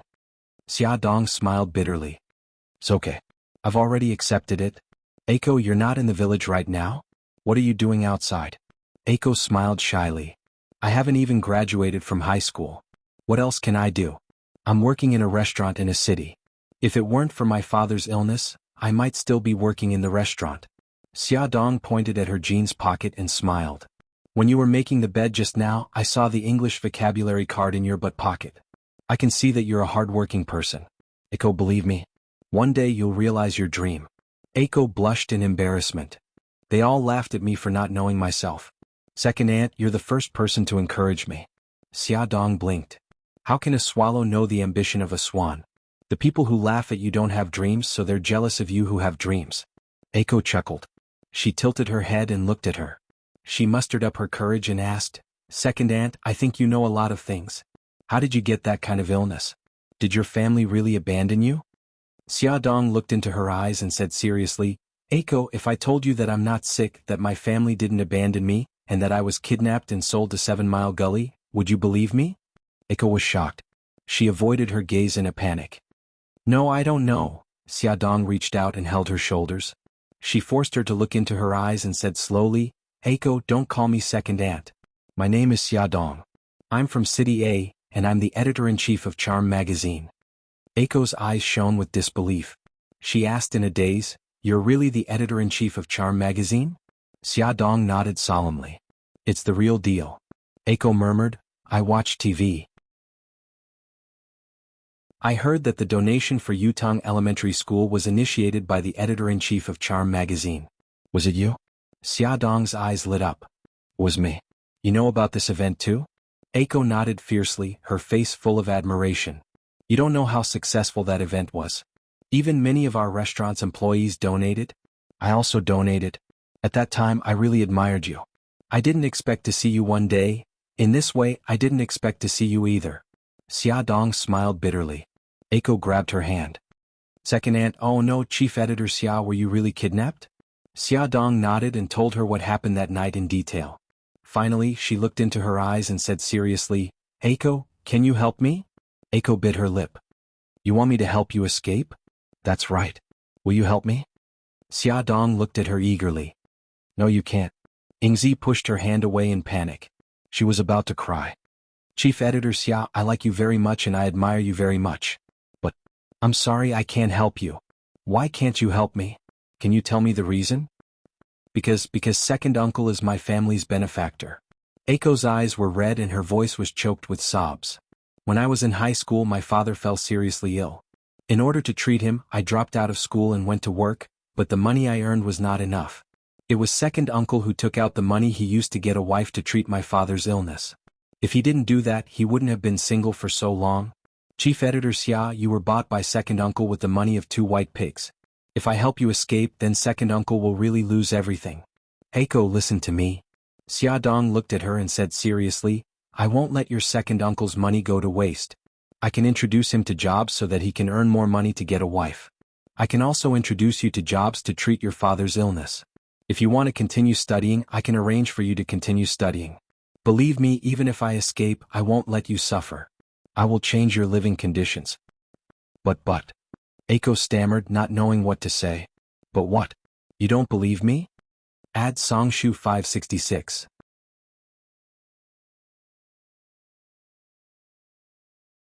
Chapter 106. No. If you're really Chief Editor Xia, I'll definitely believe you. Xia Dong rubbed her nose and smiled bitterly. You're right. I don't have anything to prove my identity, so it's only right that you don't believe me. Eiko, tell me. If what I said is true, are you willing to help me? Eiko bit her lip and hesitated. Xia Dong's offer was very tempting. Xia Dong wasn't in a hurry to get an answer. She patted the back of her hand and said, think about it first. Tell me your answer tomorrow. Eiko nodded. Xia Dong smiled and changed the topic. She talked about many interesting things that happened when she was in university and her struggles in Japan. In the end, she looked at Eiko and said meaningfully, Eiko, a person's fate is in their own hands. What you lack is an opportunity. Eiko understood what she meant. Her originally heavy heart became heavier. She was in a dilemma and was in a dilemma. The next day when Xia Dong woke up, Eiko had already left. She sighed. Was it still not possible? Eiko didn't want to agree? It seemed that she had to continue working hard. There were no toiletries in the room. Xia Dong felt that she was going to die of filth. The door suddenly opened. Eiko walked in with a smile on her face. She carried a basin, towel, soap, toothpaste, toothbrush and other items. Chief Editor Xia, I got some water for you. I bought the toothbrush and towel at the village entrance. Xia Dong smiled brightly. Thank you. After washing up, Wang Fugue brought breakfast. It was steamed buns and porridge. Eiko accompanied her to finish breakfast and said softly, Chief Editor Xia, it's not that I don't believe you. I just want to be more cautious. Do you have any way to prove your identity? Xia Dong was overjoyed. It seemed that Eiko was persuaded by her. She thought for a moment and said, I'll tell you the phone number of the magazine. You can call it and say that you're Yi Siki, the editor-in-chief's good friend, and you're looking for the editor-in-chief's assistant, Lilith. When Lilith answers the phone, you can ask whatever questions you want to ask to prove my identity. Xia Dong added, Eiko, I have a favor to ask of you. Don't tell anyone about my disappearance. Xia Dong guessed that with Beitang Shin's style of doing things after she disappeared, he would definitely think of a way to cover up this matter. Then, her colleagues in the company wouldn't know about her disappearance, and she would continue to hide it, so as not to cause unnecessary trouble. Eiko rubbed her fingers and hesitated for a while before continuing, If I prove your identity, what should I do to help you without harming my uncle? It was illegal to buy and sell women, so Eiko had to consider the issue of protecting her uncle. Xia Dong had already thought of a way. She said, after you prove my identity, you don't have to call the police. Just call my friend and tell him my specific location. Ask him to come and find me alone. Also, help me pass a message to him. Just say, Xia Xia is fine. Don't worry. Xia Xia misses the babies and brother Shin. As long as you say this, he will know it's me. Eiko quickly took out a pen and paper and wrote down everything Xia Dong said, including the 2 phone numbers. Eiko carefully put the note in her pocket and said, only Li Daju's house has a phone in the village, but Li Daju can speak Mandarin. If we don't want him to find out about us, we have to go to town. Chief Editor Xia, I'll go to town in a while and will probably be back in the evening. Don't worry, I've already talked to my uncle. He won't come and disturb you. Okay, Eiko, be careful. Don't let anyone find out about us. Xia Dong knew that the people in this village liked to help each other. If one person found out about their plan, the whole village would soon find out and their plan would fail. Xia Dong had nothing to do. Lying on the bed, she touched her flat stomach and waited for Eiko to come back. On the other side, Beitang Xin and Bailey Han had just received news from S province that the Land Rover was very suspicious. There was once a witness who saw 2 people carrying a big black bag into the car. However, the Transportation Bureau's tracking of the Land Rover was also cut off because the Land Rover had been abandoned on the road out of S province's provincial capital. After investigation, it was confirmed that the Land Rover was also a stolen vehicle. There were no clues in the car, not even a strand of hair. The kidnappers are very cautious. Bailey Han rubbed his eyebrows. This is a well-planned kidnapping. The kidnappers didn't ask for a ransom. What are they trying to do? If they wanted Xia Dong's life, they wouldn't have taken the risk and brought her so far away. This meant that Xia Dong was still safe for the time being. Mika Kitoa's face was very ugly, and her eyes were burning with anger. No matter what they are trying to do, once I catch them, I'll make them beg for death. Bailey Han walked to the desk. There was a large map on the desk. He pointed at a place and said, the Land Rover was abandoned here. This route leads to 4 cities. The kidnappers keep giving us multiple choices. Mika Kito gritted her teeth. Jiangdao, inform our brothers in the other 2 provinces to hurry to these 4 cities. The search area has been narrowed down. I don't believe that we can't find Xia Xia. There's no need for that. Leave these 2 cities to me. Bailey Han pointed at 2 of the cities. I plan to go to the capital of S province. It's closer to the 4 cities. Once there's news, we can get to Xia Xia faster. Mika Kito didn't stand on ceremony. The most important thing now was to find Xia Xia's whereabouts. The longer Xia Xia stayed outside, the more dangerous it would be. Bailey Han looked at Mika Kito. I'll go with you. Beitang Xin originally wanted to refuse, but when he saw Bailey Han's dark eyes that didn't allow him to refuse, he changed his mind. Bailey Han had connections in S province, and if there were any accidents, he could still help. They boarded Bailey Han's private jet and arrived at the capital of S province in 2 hours. As soon as they got off the plane, Mika Kito received a call from an unknown number. After listening to the words on the other side of the phone, Beitang Xin froze in his steps. His face revealed an ecstatic expression as he excitedly said, please tell me her specific location. A clear female voice came from the other end of the line. L City, 7 Mile Gully. Chief Editor Xia asked you not to call the police. Okay, I got it. Thank you very much. Mika Kito hung up the phone. She was so excited that her eyes turned red. Bailey Han looked at her deeply. Do you have news about Xia Dong? Yes, she's in L City. After Mika Kito said this, she immediately contacted Jiangdao and asked him to gather his men in the other 3 cities. His men in L City would stay in the city and wait for his orders. L City was a small city. There was no airport, so the plane couldn't land. Bailey Han and Mika Kito had to drive there. They rushed there as fast as they could. It was already about 4 o'clock in the afternoon. By the time they arrived at 7 Mile Gully, it was already past 8 o'clock in the evening. At this time, Xia Dong and Eiko were chatting in bed. Eiko said, Chief Editor Xia, I called your friend at noon and told her our address. Xia Dong hugged her. Eiko, thank you for your hard work. Don't worry. I won't let you down. I will help you change the situation at home. Eiko nodded. I know. I believe in you. Chief Editor Xia, can you tell me more about your university life? I'm very curious.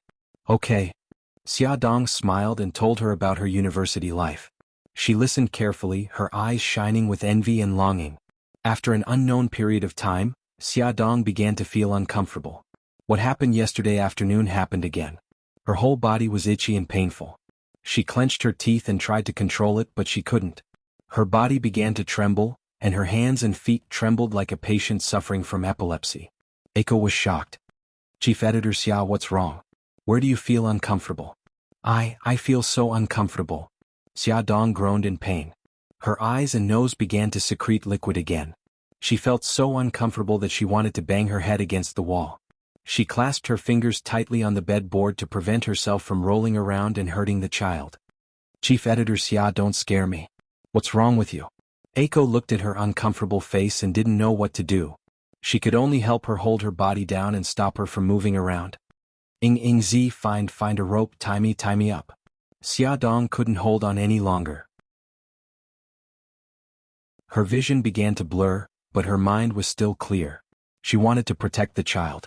She had to tie her hands and feet so that she wouldn't move around. Eiko was shocked by her painful voice. She suddenly remembered that second uncle still had the medicine. She quickly said, "Don't worry, Chief Editor Xia. I'll go find my second uncle right away." No, don't give me the injection. Xia Dong was anxious and in pain. Her illness came in a strange way and the injection was even stranger. She couldn't give the injection before she was sure that the injection wouldn't harm the child. Eiko was so anxious that she cried. Chief Editor Xia, don't force yourself. You're so pale now. Wait a minute, I'll call my second uncle right away. No? Don't. Xia Dong reached out and wanted to pull her, but she broke free of her hand. She ran to the door and knocked hard on it. Second uncle, open the door. Second aunt is sick. Second uncle. Wang Fugue heard Eiko's cries. He didn't even have time to put on his clothes. He ran over half naked with a small metal box in his hand. He opened the door with a bang and found that Xia Dong was in so much pain that her face was pale. He was shocked at first, but then he quickly opened the small metal box and scratched his head anxiously. Eiko, second uncle doesn't know how to do it. I'll do it. Eiko gritted her teeth. She had never injected anyone before, but she had seen the nurse do it for her father. She took the syringe and sucked the medicine into the syringe. She squeezed out the air inside and walked in front of Xia Dong. She lifted her arm and wanted to inject her. Xia Dong shook her head in pain. No. Don't. Eiko gritted her teeth. Chief Editor Xia, don't be afraid.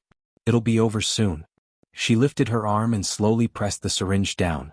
The liquid inside was slowly injected into Xia Dong's body. She gradually calmed down. Eiko let out a long sigh of relief.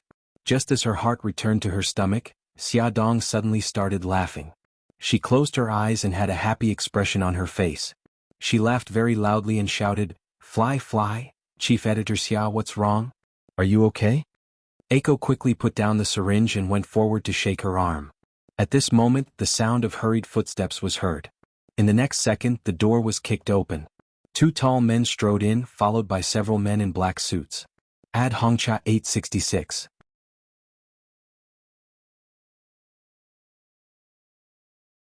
Chapter 107. Wang Fugue was shocked. He picked up a small stool from the ground and stood in front of them. Who are you? Eiko was stunned for a moment before she reacted and asked in Mandarin, Are you Chief Editor Xia's friends? Mika Kito nodded. I received your call today. Is she here? I heard her laughter. Yes, Chief Editor Xia is here. Eiko quickly pulled Wang Fugue over and pointed to the bed. My uncle is not a bad person. Please don't make things difficult for him. The moment he saw Xia Dong, Mika Kito was no longer in the mood to deal with anyone. He just nodded and strode to the bed. Bailey Han stood beside the bed almost at the same time as him. Mika Kito did not hesitate and directly hugged Xia Dong in his arms. Xia, I'm here to pick you up. Xia Dong giggled. Her eyes were blurred as if she was immersed in her own world. She pointed to the ceiling and muttered to herself, Flowers, so many flowers. Mika Kito was shocked. Xia, what's wrong with you? Look at me. Bailey Han's heart, which had already fallen into his chest, suddenly rose. His expression became very ugly, and his sharp eyes quickly fell on Wang Fugue and Eiko. What did you do to her? Seeing the two of them, Wang Fugue guessed that they were Xia Dong's relatives. He was extremely dejected. Moreover, he did not understand Mandarin, so he could only stare at them. Eiko quickly explained, We didn't do anything. Chief Editor Xia just fell ill. I injected her with some medicine, but I didn't expect her to become like this. Bailey Han's eyes were cold. He took a few steps forward and stared at Eiko. What do you mean by falling ill? Xia Dong is not sick at all. What medicine did you inject into her? Eiko was frightened by his strong aura and took 2 steps back. She trembled as she picked up the medicine bottle in the metal box and said, "This? This was left behind by a human trafficker. He said that he injected Chief Editor Xia when she fell ill." Bailey Han picked up the medicine bottle and looked at it carefully. He did not find any clues, but he had a vague guess. Mika Kito comforted Xia Dong for a long time, but Xia Dong did not get better, so he turned his attention to them. Bailey Han handed the medicine bottle to him with a frighteningly gloomy face. "I hope you are not like what I guessed." Mika Kito looked at the medicine bottle and then looked at Xia Dong's reaction. His face became as ugly as Bailey Han's. After a while he squeezed out 2 words, "Lei Feng." His voice was so low that only the 2 of them could hear it. The 2 of them looked at each other without saying a word. Their eyes were full of anger. Xia Dong suddenly laughed out loud. The 2 of them looked at her with pity in their eyes. However, Bailey Han held back, while Mika Kito grabbed Xia Dong's hand without hesitation to prevent her from hurting herself. Wang Fugue looked over and wanted to go forward, but he was stopped by the people brought by Mika Kito. Eiko quickly pulled him back. "Second uncle, they are second aunts. Oh no, Chief Editor Xia's friends. Let's go out first." Wang Fugue sighed. As he walked out, he turned back to look at Xia Dong. Eiko grabbed his arm and dragged him out. After about half an hour, Xia Dong slowly woke up. She opened her eyes and saw Mika Kito with a worried face. She looked up slowly and saw the expressionless Bailey Han. She said softly, "Brother Shen, Mr. Bailey?" Bailey Han could immediately tell how close she was to them from the way she addressed them. He felt a little uncomfortable. Mika Kito pulled her into his arms. Xia, I'm glad you're okay." Bailey Han looked at them and felt that they were an eyesore. He turned around and walked out of the room. When he walked out to the courtyard, Su Yunqian called, "Han, why aren't you home? I wanted to spend a beautiful night with you." Su Yunqian was so excited that she wanted to jump up and down whenever she thought about Xia Dong being sold to a poor village, getting addicted to drugs, and even giving birth to a deformed child. She was in such a good mood that she wanted to look for Bailey Han to celebrate with him. However, when she went to his villa, he was nowhere to be found. Bailey Han rubbed his eyebrows and said softly, "I was on a business trip. I left in a hurry, so I didn't inform you." "It's okay. You should rest early. Don't tire yourself out." Su Yunqian was in a good mood, so naturally she was easy to talk to. "Okay, you should rest early too." Bailey Han hung up the phone and stood in the small courtyard. He frowned slightly. Who on earth wanted to harm Xia Dong and make her addicted to drugs? He pinched the space between his eyebrows. Drug addiction? How should he get her to quit? In the room, Xia Dong leaned against the pillow weakly. She smiled faintly and said, "Brother Shen, you came so quickly. Eiko just called you in the afternoon and you're already here in the evening." Mika Kito stroked her hair. The man who had always been resolute actually had red eyes. "I'm sorry, Xia. I didn't protect you well." Xia Dong shook her head. "Brother Shen, it's not your fault. I was the one who let my guard down. Brother Shen, I want to go home. I miss the children. I also miss Auntie and the rest. If they know that I'm missing, they will be very worried." Mika Kito couldn't help but kiss her on the head. "You should rest for the night. We'll go home early tomorrow morning. Don't worry, I lied and said that you were on a business trip. I also lied to your company and said that you were sick and asked for leave for you." Xia Dong smiled. "Brother Shen, I knew that you would have a way." Xia, are you afraid?" Mika Kito stroked her face. Her delicate little face had lost a lot of weight and her chin seemed sharper. "I'm not afraid. I know that I will escape. I also know that Brother Shen will think of a way to save me." Mika Kito pulled her into his arms. He wished that he could rub her into his body and make her a part of him. That way he would never have to worry about her leaving him again. "Brother Shen, I want to give the children a call." "Okay." Mika Kito placed his phone in her hand. The call went through immediately. It was Xiao Bao's anxious voice. "Uncle Shen, is there any news about Mommy?" Xia Dong couldn't help but laugh. Bao, it's Mommy. It's so good to hear your voice." Xiao Bao burst into tears. This was the first time that Xia Dong had heard him cry so sadly. Her heart ached for him. She comforted him gently for a long time before he finally stopped crying. He said awkwardly, "Mom, I wasn't the one crying just now. It was the children on TV who were crying." I know. The men in our family won't cry." Xia Dong was very considerate of him. Xiao Bao smiled through his tears. "Mom, when are you coming back?" "I'll be back tomorrow. Take good care of Gigai, okay?" Okay. Mom, come back quickly. Gigai and I still need you to help us arrange the program. Okay, mommy knows. It's getting late. Go to bed quickly. If you don't wake up tomorrow morning, Auntie Nanny will spank your little butt. Wow, I've never slept in. Mom, you're the one who sleeps in bed every day. Little brat, don't expose me in front of your Uncle Shen. Uncle Shen won't care. Anyway, Uncle Shen has seen your ugly face. The mother and son bickered for a while more before Xia Dong reluctantly hung up the phone and handed it to Mika Kito. Mika Kito smiled and said gently, Bao Bao is right. I've seen your ugly face but I don't mind at all. Xia Dong rolled her eyes. Brother Shin, if you continue to embarrass me, I'll find a hole to hide in. Mika Kito patted her head. I won't embarrass you anymore. Otherwise, I'll have to trouble myself to find you. They chatted in the room while Bailey Han went to negotiate with Wang Fugue. Although Wang Fugue was very sad, with Eiko's persuasion, he was able to accept it. Her family had already found her, so what else could he do? He could only agree to let them take her away. After the negotiation, Bailey Han gave Wang Fugue a sum of money. This sum of money was enough for him to buy a few wives. Wang Fugue looked at the money in shock. He trembled for a long time before spitting out a few words. I can't take this money. I only want the money that belongs to me. After listening to Ingzi's translation, Bailey Han's eyes quickly flashed with a touch of appreciation. He said, Okay, I'll give you the money that belongs to you and give you a job. His construction company lacked such honest and upright employees. Eiko excitedly repeated his words to Wang Fugue in dialect. Wang Fugue was stunned for a moment before he bowed deeply. Bailey Han turned his gaze to Eiko. You're Eiko? Eiko nodded fiercely. Bailey Han asked, Have you ever been to school? Eiko blushed. Yes, I have. I haven't graduated from high school yet. Do you want to go to college? Eiko said in surprise. Can I really? Bailey Han handed her a business card. When you arrive in City A, you can come to me. I'll arrange it for you. However, you have to study in the second year of high school first and take the college entrance examination with your ability. During your study, all expenses will be paid by me. The condition is that after you graduate, you have to work for me in my company. Is there a problem? Eiko was so excited that tears came out of her eyes. No problem, no problem. Thank you, Mr. Bailey.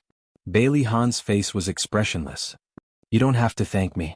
I'm just making a long-term investment. I hope you won't let me down. Mr. Bailey, I will work hard and won't let you down. Eiko was full of excitement. She vacated the best room in the house, laid out clean sheets and quilts, and nervously asked Bailey Han to stay in it. Although Bailey Han was the son of a rich family, he was not a playboy. He had even slept in caves and deserted islands. Of course, he did not care about the shabbiness of the room. He nodded lightly. On the other side, Wang Fugue also prepared a room for Mika Kito. Mika Kito let her 4 subordinates stay there, and she squeezed on the bed with Xia Dong. Although Xia Dong was a little embarrassed, she did not say anything in consideration of the fact that there were too many people and too few beds. Early the next morning, Xia Dong woke up. Mika Kito was no longer by her side. Xia Dong remembered that she had told him about the agreement between her and Eiko last night and asked him to help deal with it. Perhaps he had gone to deal with it. After she finished washing up, Mika Kito came back. She did not look good. Xia Dong asked, Brother Shin, what's wrong? Mika Kito snorted coldly. Bailey Han beat me to it. Ah. His face was dark. Bailey Han already settled it last night. He arranged a job for Wang Fugue and said that he would sponsor Eiko's school fees. At this point, he suddenly raised his eyebrows. However, Bailey Han did not know that Eiko's father was sick, so I agreed to treat Eiko's father. His expression was like that of a child who had snatched a piece of candy. Xia Dong could not help but laugh out loud. Beauty novel Xinwu 799.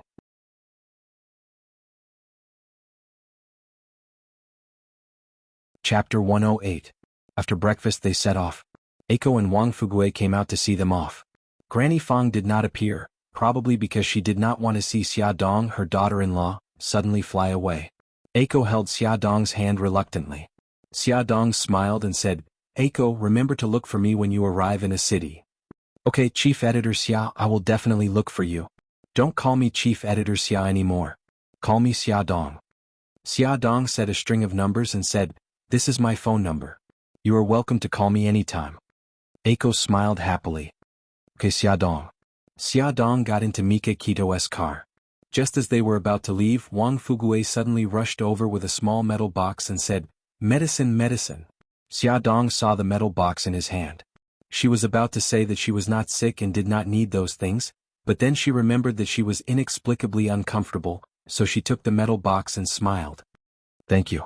Wang Fugue grinned and waved his hand. The car sped away. Mika Kito looked at Xia Dong, who was holding the metal box, and felt very uncomfortable.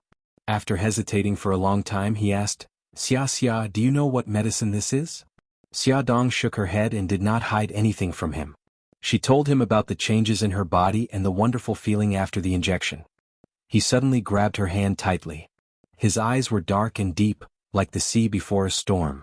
She had a bad feeling in her heart. Brother Shin, do you know what this is?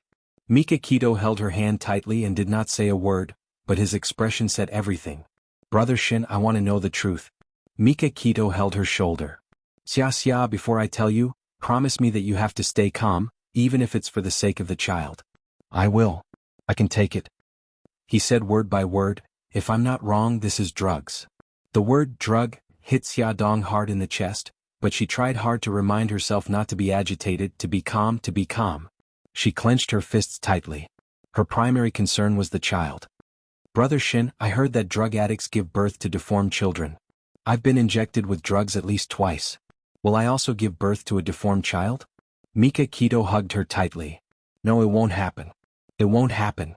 After a 10-hour-long journey, they finally returned to City A. As soon as they entered the city, Bailey Han separated from them. Before they parted, Xia Dong smiled and thanked him. He nodded and said, Rest well. Don't think too much. Xia Dong watched as Bailey Han drove into another lane and got into Mika Kito's car. Brother Shin, let's go back too. When they got home, it was already evening. Mika Kito had already asked someone to pick up Xiao Bao and Xiao Guai from kindergarten. As soon as the two little rascals saw them, they immediately cheered and rushed over. Xia Dong hugged Xiao Guai and kissed him. She rubbed Xiao Bao's cheeks. Xiao Bao pouted and Gigai allowed her to rub his cheeks. He had already talked to her on the phone last night to relieve his emotions. When he saw her now, he was a little embarrassed. His bun-like face was pink. After a long bout of affection, Xia Dong hugged the two little rascals in her arms and nestled on the sofa. Mika Kito sat beside her and naturally put her arm around her shoulders. She asked the two little rascals about what happened at school. Xiao Guai softly told them about interesting things and Xia Dong laughed along. The atmosphere was very warm. Xia Dong touched Xiao Bao's head and said, Good boy, the garden party is in 3 days. Starting tomorrow, Mom will help you rehearse the program. Yeah, Mommy is awesome. Xia Dong raised her eyebrows proudly. Of course, your mommy is a rare talent. Xiao Bao's face darkened, while Xiao Guai covered her mouth and snickered. Hey, what's with that expression? You don't believe me? Xia Dong turned to ask Mika Kito. Brother Shin, tell me, am I a talent? She secretly bared her teeth at him and revealed an expression that said, You're dead if you don't speak up for me. Mika Kito laughed. Babies, your mommy is not only a talent but also a genius, mommy. He looked at Xiao Bao meaningfully. Xiao Bao understood tacitly and broke into a smile. Xia Dong beamed and patted Mika Kito's shoulder proudly to show her appreciation. But the next second, she frowned and looked at him suspiciously. Brother Shin, are you playing word games with me? What do you mean by a genius, mommy? At the end of the day, you're still praising Xiao Bao. Mika Kito patted her head. It's good that you understand. Xia Dong gritted her teeth. Wash your neck and wait for me to bite you to death. Mika Kito laughed and stretched his neck over. Come on, I've already washed it. Xia Dong blinked and suddenly hugged his neck. She opened her mouth and bit down. Ouch, Xia, you really bit me. Mika Kito's face contorted in pain. Wah, it's not suitable for children. Xiao Bao quickly covered Xiao Guai's eyes and smiled slyly. Mommy, don't do something so bloody and violent in front of a minor. It will leave a trauma in our young hearts. Xia Dong looked up and touched the corner of her mouth. Okay, Brother Shin. I'll let you off today for the sake of the children. Mika Kito's face twitched. He touched the teeth marks on his neck. Do I need to go to the hospital to get a rabies vaccine? Don't you dare. Xia Dong gritted her teeth fiercely and thought about biting him again. The family was in the middle of arguing when Xia Dong suddenly wrapped her arms around her shoulders. Her face turned pale and her voice trembled. Brother Shin, I'm tired. Please take me back to my room. Mika Kito was shocked. He quickly let go of the children and bent down to pick her up. He said to the worried children, It's okay. Your mommy traveled a long way today. She's just a little tired. I'll take her back to her room to rest. You Gigai can play in the living room. Okay. The little guys nodded and waved their little hands. Mommy, good night. Xia Dong hugged Mika Kito's waist tightly with both hands. She suppressed the desire in her body and squeezed out a smile. Good night, darlings. After entering the room, Mika Kito locked the door and gently placed Xia Dong on the bed. Her forehead was already wet with cold sweat and her body couldn't help but tremble. Mika Kito's eyes were full of love. He held her hands tightly to prevent her from hurting herself. Xia, don't be afraid. I'm here. I'll always be with you. Xia Dong felt terrible. She knew that she was really addicted to drugs. And now her drug addiction was acting up. She felt as if there were countless little bugs devouring her flesh and blood. It was itchy and uncomfortable. She twisted her body uncontrollably, trying to drive away the cravings in her body. However, her rationality told her that this was not good for the children.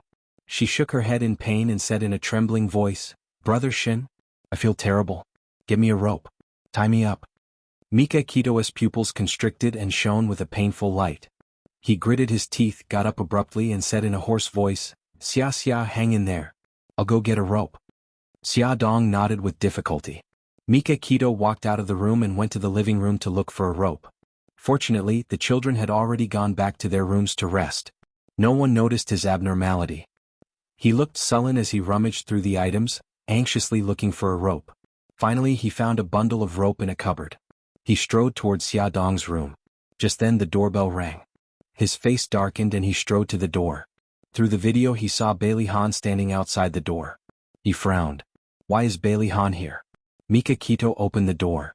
His face was tense. Why are you here? Bailey Han did not seem to notice his bad temper.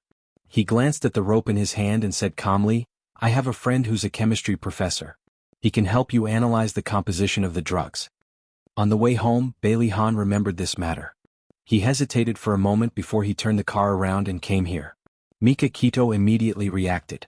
If he could analyze the type of drug in the small metal box, he might be able to find a way to control it. Come with me. Mika Kito said as he led Bailey Han to Xia Dong's room. He lowered his voice and said, The metal box is in Xia's room. She's sick. Wait at the door. Xia definitely did not want anyone to see her in this state. Mika Kito opened the door and walked in. The moment he closed the door, Bailey Han reached out and blocked the door. I can help you. Mika Kito stared at Bailey Han gloomily, and Bailey Han stared back at Mika Kito. Neither of them was willing to back down. In the end, the person on the bed moaned in pain. Mika Kito changed his mind. He turned sideways and Bailey Han immediately entered the room. Bailey Han saw the person on the bed clearly and felt a sharp pain in his chest. Xia Dong was biting her fist so as not to disturb the children. She was moaning in a low voice. Her body was curled up and her face was as white as a sheet. Large beads of sweat rolled down her forehead. Mika Kito closed his eyes in pain and said to Bailey Han, Help me take her hands out. Bailey Han's face turned pale. He bent down and pulled out the fist she was biting in her mouth. It was covered with teeth marks and blood. Tears welled up in Bailey Han's eyes. He placed her two wrists side by side. Beitang Xin used a rope to tie her hands together, then tied her legs together. Xia Dong bit her lip hard to endure the pain. Her body trembled like a leaf in the wind. She had a splitting headache and her face was covered with tears and snot. Her painful and pathetic look made the two heartless men's eyes turn red. Watch her. I'll get a towel. Mika Kito said and walked out of the door while enduring the pain in his heart. When he reached the bathroom, he slammed his fist on the cold marble sink. His eyes shone with a vicious light. He would never let go of the person who hurt Xia. It hurts, it hurts. Xia Dong was on the verge of a mental breakdown. Her eyes were blank and her body was trembling. She curled up on the bed. Her clothes were messy and her hair was tangled with her sweat. Bailey Han reached out his trembling hand to tuck her sweaty hair behind her ear. He pried open her mouth to prevent her from biting him. At this time, Mika Kito came back with a clean towel. He carefully stuffed the towel into her mouth. She whimpered in pain like an injured animal. Xia Dong was suffering. Mika Kito and Bailey Han were also suffering. Half an hour later, her trembling body slowly calmed down. Her eyes were no longer empty and gradually regained their spirit. Mika Kito breathed a sigh of relief and removed the towel from her mouth. Add Songshu 566.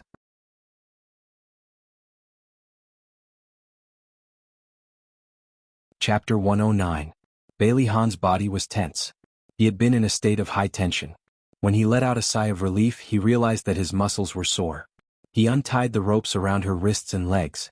Xiaodong calmed down for a long time. When she spoke, her voice was already hoarse. Did I get through it? Mika Kito's heart suddenly ached. She wiped the sweat off her face with a towel. Yeah, you got through it. Xia, you're the strongest girl I've ever met. He wasn't lying. Many men couldn't resist their drug addiction and couldn't help but take drugs again. But she gritted her teeth and got through it. Xiaodong wanted to laugh, but the wound on her lips was painful and her smile looked a little twisted. Bailey Han looked at her with a gloomy expression. His gaze was deep and she didn't know what he was thinking. Xiaodong turned to look at him and smiled. Mr. Bailey, you're here too. Bailey Han pursed his thin lips. It's good that you're okay. I'll get going first. I'll walk you out. Mika Kito stroked Xiaodong's head. Get some rest. I'll be right back. Xiaodong nodded. She looked at Bailey Han and said, Thank you for coming to see me. Bailey Han didn't reply, but his eyes flashed. Mika Kito and Bailey Han entered the elevator. There were only the two of them in the elevator. Mika Kito handed him a bottle of medication and said, Let me know immediately when there's a result. Bailey Han nodded and put the bottle of medication into his jacket pocket. He was silent for a moment before he said, From the looks of it, Xiaodong's drug addiction acts up once a day. For her sake, I suggest that we send her to a professional drug rehabilitation center. No. Beitang Xin rejected. I can't let her out of my sight. Moreover, once she enters the drug rehabilitation center, she won't be able to hide the fact that she's addicted to drugs. That will destroy her. Bailey Han looked at him sharply. Then can you bear to see her in pain every time her drug addiction kicks in? In a professional drug rehabilitation center, she could receive professional control and protection. What's more, do you want her children to find out about her drug addiction? Mika Kito frowned. I can send her to my villa and get a professional to help her. Bailey Han smirked. In the end, you're still selfish and want to keep her by your side. Mika Kito replied coldly, I'm her fiancé. I have the right and responsibility to take care of her. The two business tycoons squatted in the elevator and quarreled politely. The elevator door suddenly opened and a passerby walked in. He was almost frozen to death by the sub-zero temperature inside and almost turned into a hornet's nest by the two men's sharp gazes. A melodious ringtone broke the stiff atmosphere. Bailey Han picked up the phone. Yunxian. Su Yunxian's worried voice came through. Han, didn't you say that you were going back to City A tonight? Why aren't you home yet? Did something happen? It's okay. I'll be back soon. Bailey Han hung up the phone. Mika Kito raised her eyebrows and showed the arrogant expression of a winner. Mr. Bailey, congratulations. I heard that you and Miss Su are getting married. Thank you. Bailey Han gritted his teeth so hard that they almost broke. Now that there was a bystander in the elevator, all the conversation stopped abruptly. When the elevator reached the first floor, Mika Kito nodded politely. Goodbye. Bailey Han also nodded. When Mika Kito went upstairs, Xiaodong was already in the bathroom taking a shower and taking off her clothes. Xiaodong was stunned. There were rope marks on her wrists and legs and there were scratches on her knees. It didn't hurt much, but it reminded her of the inhuman torture when she was addicted to drugs. She had always been a strong person and had never thought of committing suicide. But when she was tortured by the drug addiction just now, she almost couldn't help it. Now that she thought about it, she felt cold all over. She didn't know why she had such a terrible idea. She didn't know how long she could hold on. Xia, are you okay? Mika Kito didn't see her for a long time and knocked on the bathroom door worriedly. I'm fine. I'm fine. Xiaodong wiped the tears from the corners of her eyes and smiled at herself in the mirror. Xiaodong, you can do it. For Gigai and the baby in your belly, you have to do it, okay? The next day, Bailey Han's professor friend came back with the results of his research.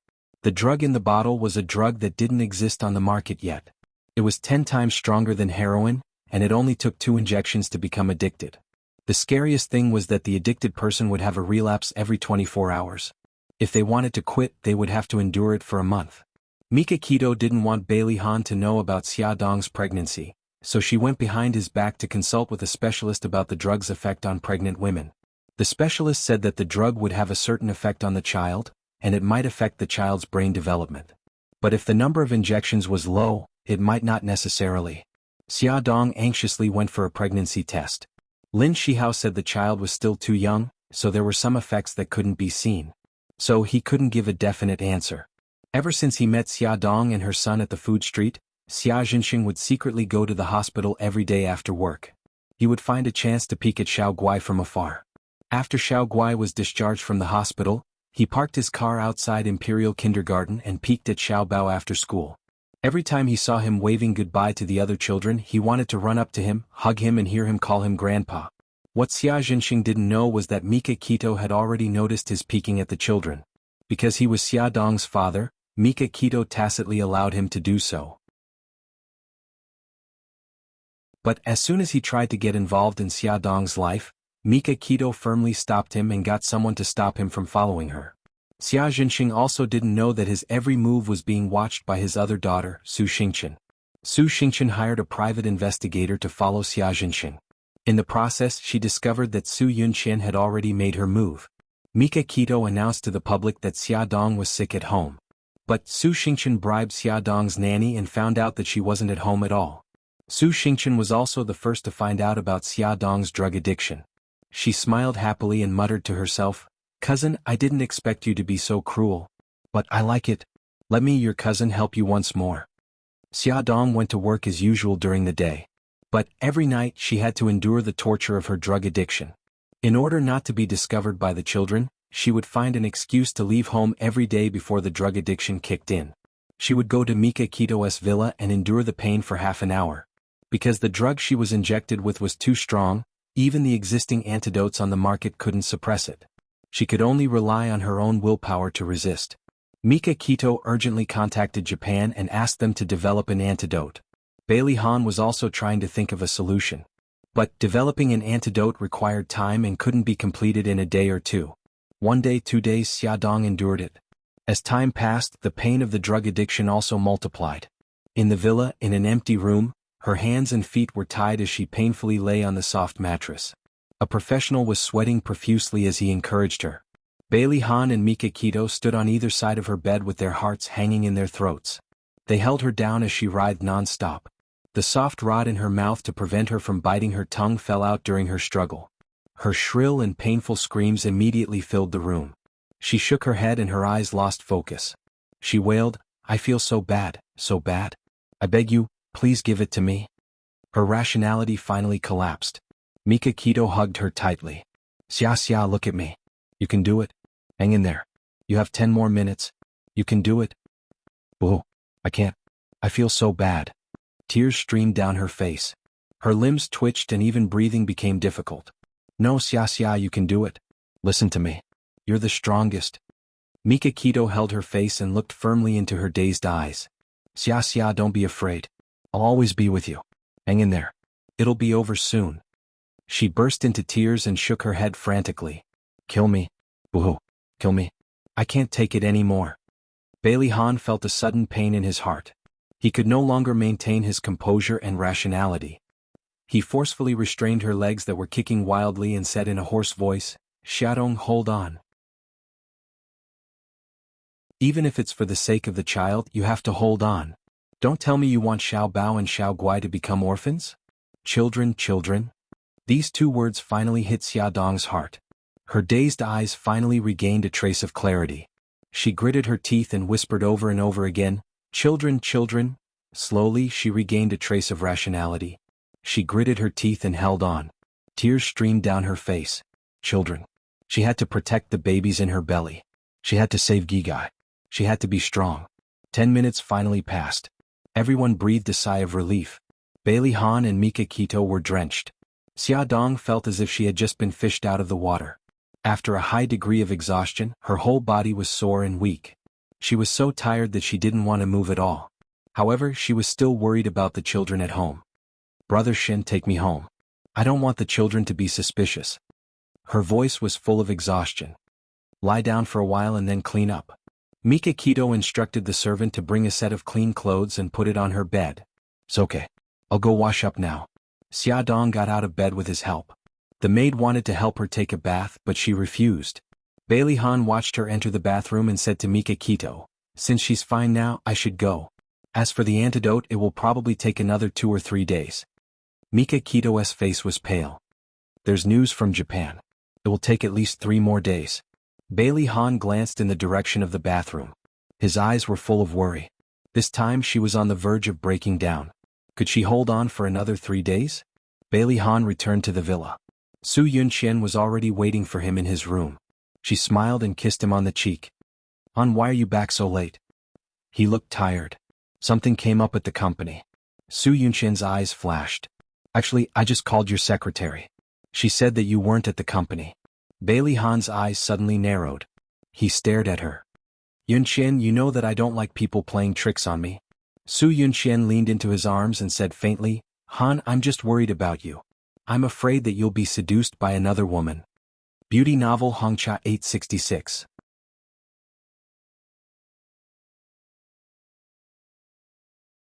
Chapter 110. Bailey Han's body stiffened and his voice was a little hoarse. "We're getting married in 2 weeks. Shouldn't you trust me more?" She acted coquettishly. "It's not that I don't trust you. I'm just starting to lose confidence in myself." He felt guilty for no reason and stroked her face. "You're Su Yunqian. You're radiant. How can you not be confident?" She was amused by him and held his hand. "You must not have eaten yet. I'll cook for you personally, okay?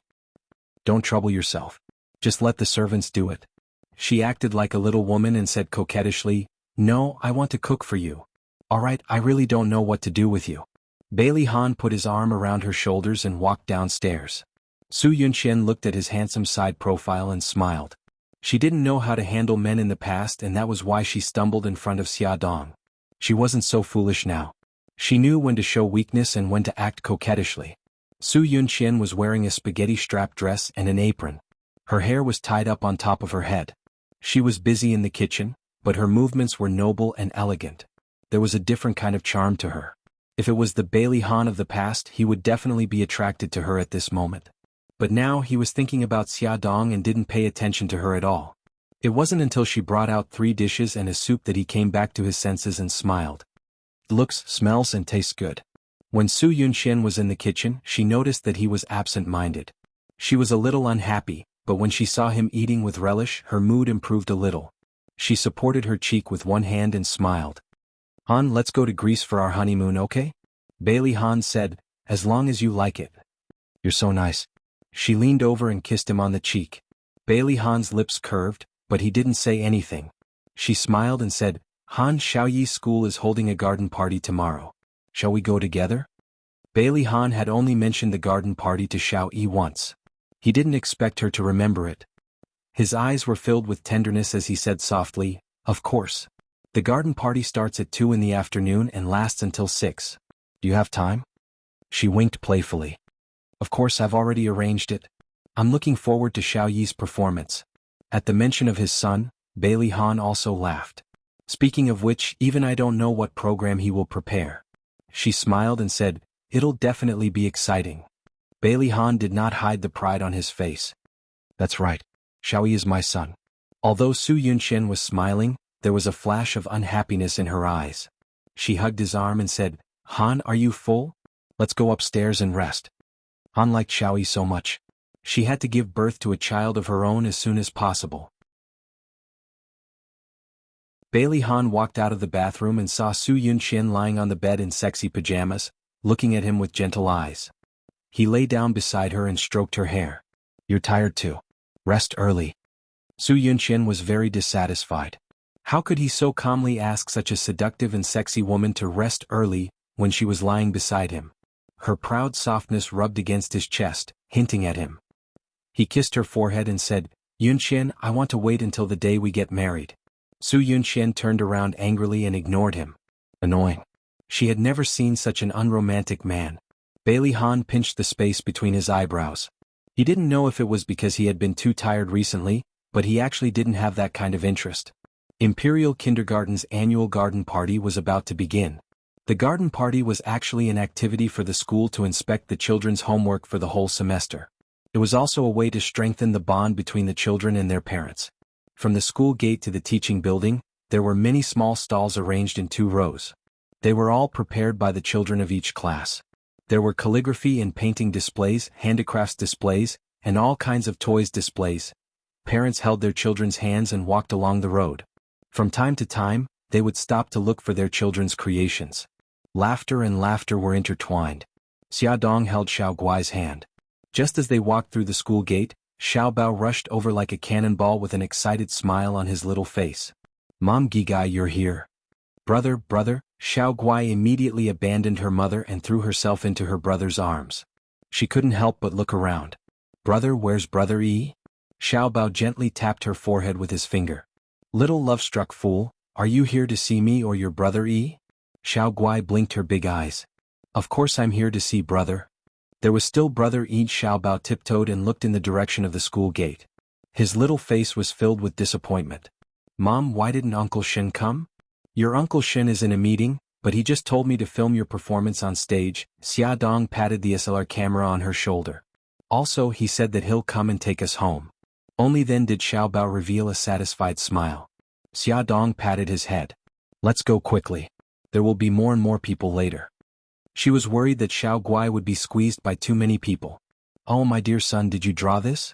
You've painted me so ugly." Xiaodong carried Xiao Guai and stood in front of a watercolor painting. The watercolor painting depicted the three of them. In the painting, Xiaodong sat on the lawn and beamed as she watched Xiao Bao and Xiao Guai flying a kite. "How is it ugly?" "It's obviously very beautiful." Xiao Bao's fair cheeks were tinged with pink as he snorted arrogantly. "You're the one who doesn't know how to appreciate it. Brother, you drew very well." Xiao Guai clapped his little hands and spoke up for his brother. "Oh, you can't take a joke." "Mom, I'm just joking." Xiaodong smiled and patted her son's head. "My dear son, don't be angry. Take Mom on a tour of the school." According to the schedule of the garden party, after admiring the children's works, the parents could tour the school with their children and then go to the auditorium to watch the children's performances.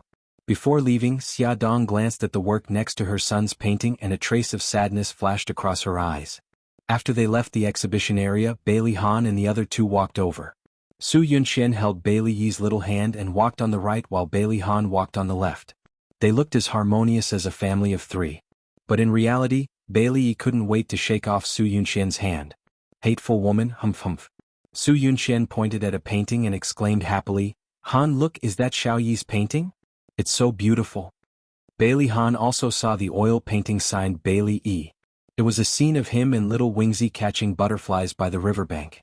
He smiled as he looked at his son, and his son smiled as he looked up at him. What was different from reality was that a beautiful woman was sitting on the grass beside them, watching them with a smile on her face. The painting next to his son's was Xia Xiaobao's work. It was a scene of the mother and son flying a kite. For some reason, Bailey Han suddenly felt a strange sense of harmony when these two paintings were placed together. Su Yunxian pointed at the beautiful woman in Bailey Yi's painting and asked curiously, "Xiao Yi, who is she?" Bailey Yi pursed his lips and his little face was expressionless. "She's my mommy." Su Yunxian couldn't help but tighten her grip on his hand and smiled awkwardly. "I see." Bailey Han's face darkened and he lowered his voice. "Xiao Yi, Auntie Yunxian will be your mommy from now on." Bailey Yi shook off Su Yunxian's hand and looked up at him. His little face was full of determination as he said word by word, "No, she's not my mommy." Bailey Han's face darkened and he looked at him sharply. "Bailey Yi, your mommy is no longer here. I won't allow you to be willful." "I don't believe it. Mommy won't die." Bailey Yi's eyes quickly turned red and tears gathered in his eyes, but he stubbornly held them back. Although everyone had told him that his mother was dead, he had never believed it. "Shall we?" Bailey Han's voice became stern and it attracted the attention of the people around them. Su Yunxian hurriedly pulled his arm and said softly, "Han, don't be like this." Bailey Han's sharp gaze swept across and immediately forced the curious gazes around them to retreat.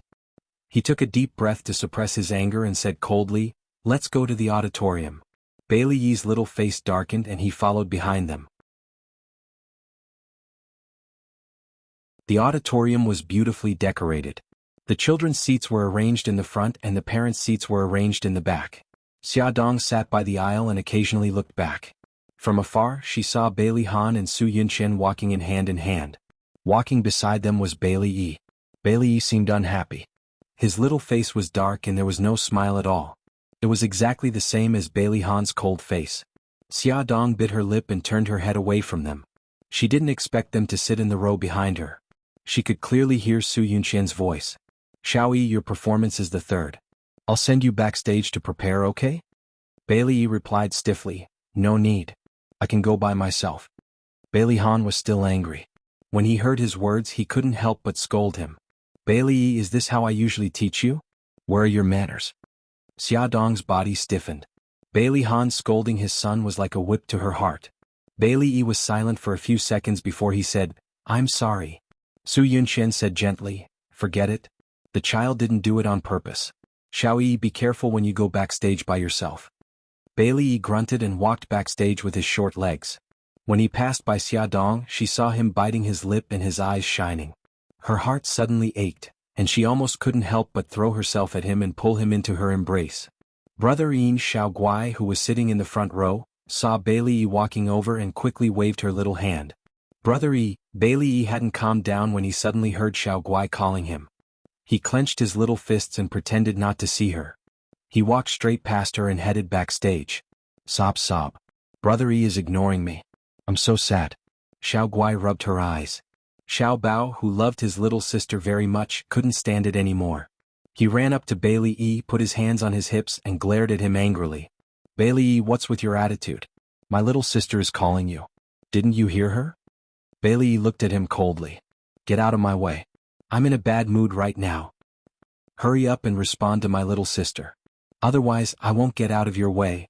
Xiao Bao raised his chin angrily. Lamp. Bailey Yi rolled his eyes. Bailey Yi, you egomaniac. You've completely pissed me off. Xiao Bao was so angry that his teeth itched. He wanted nothing more than to pounce on him and bite him to death. Attention, Song Shu 566.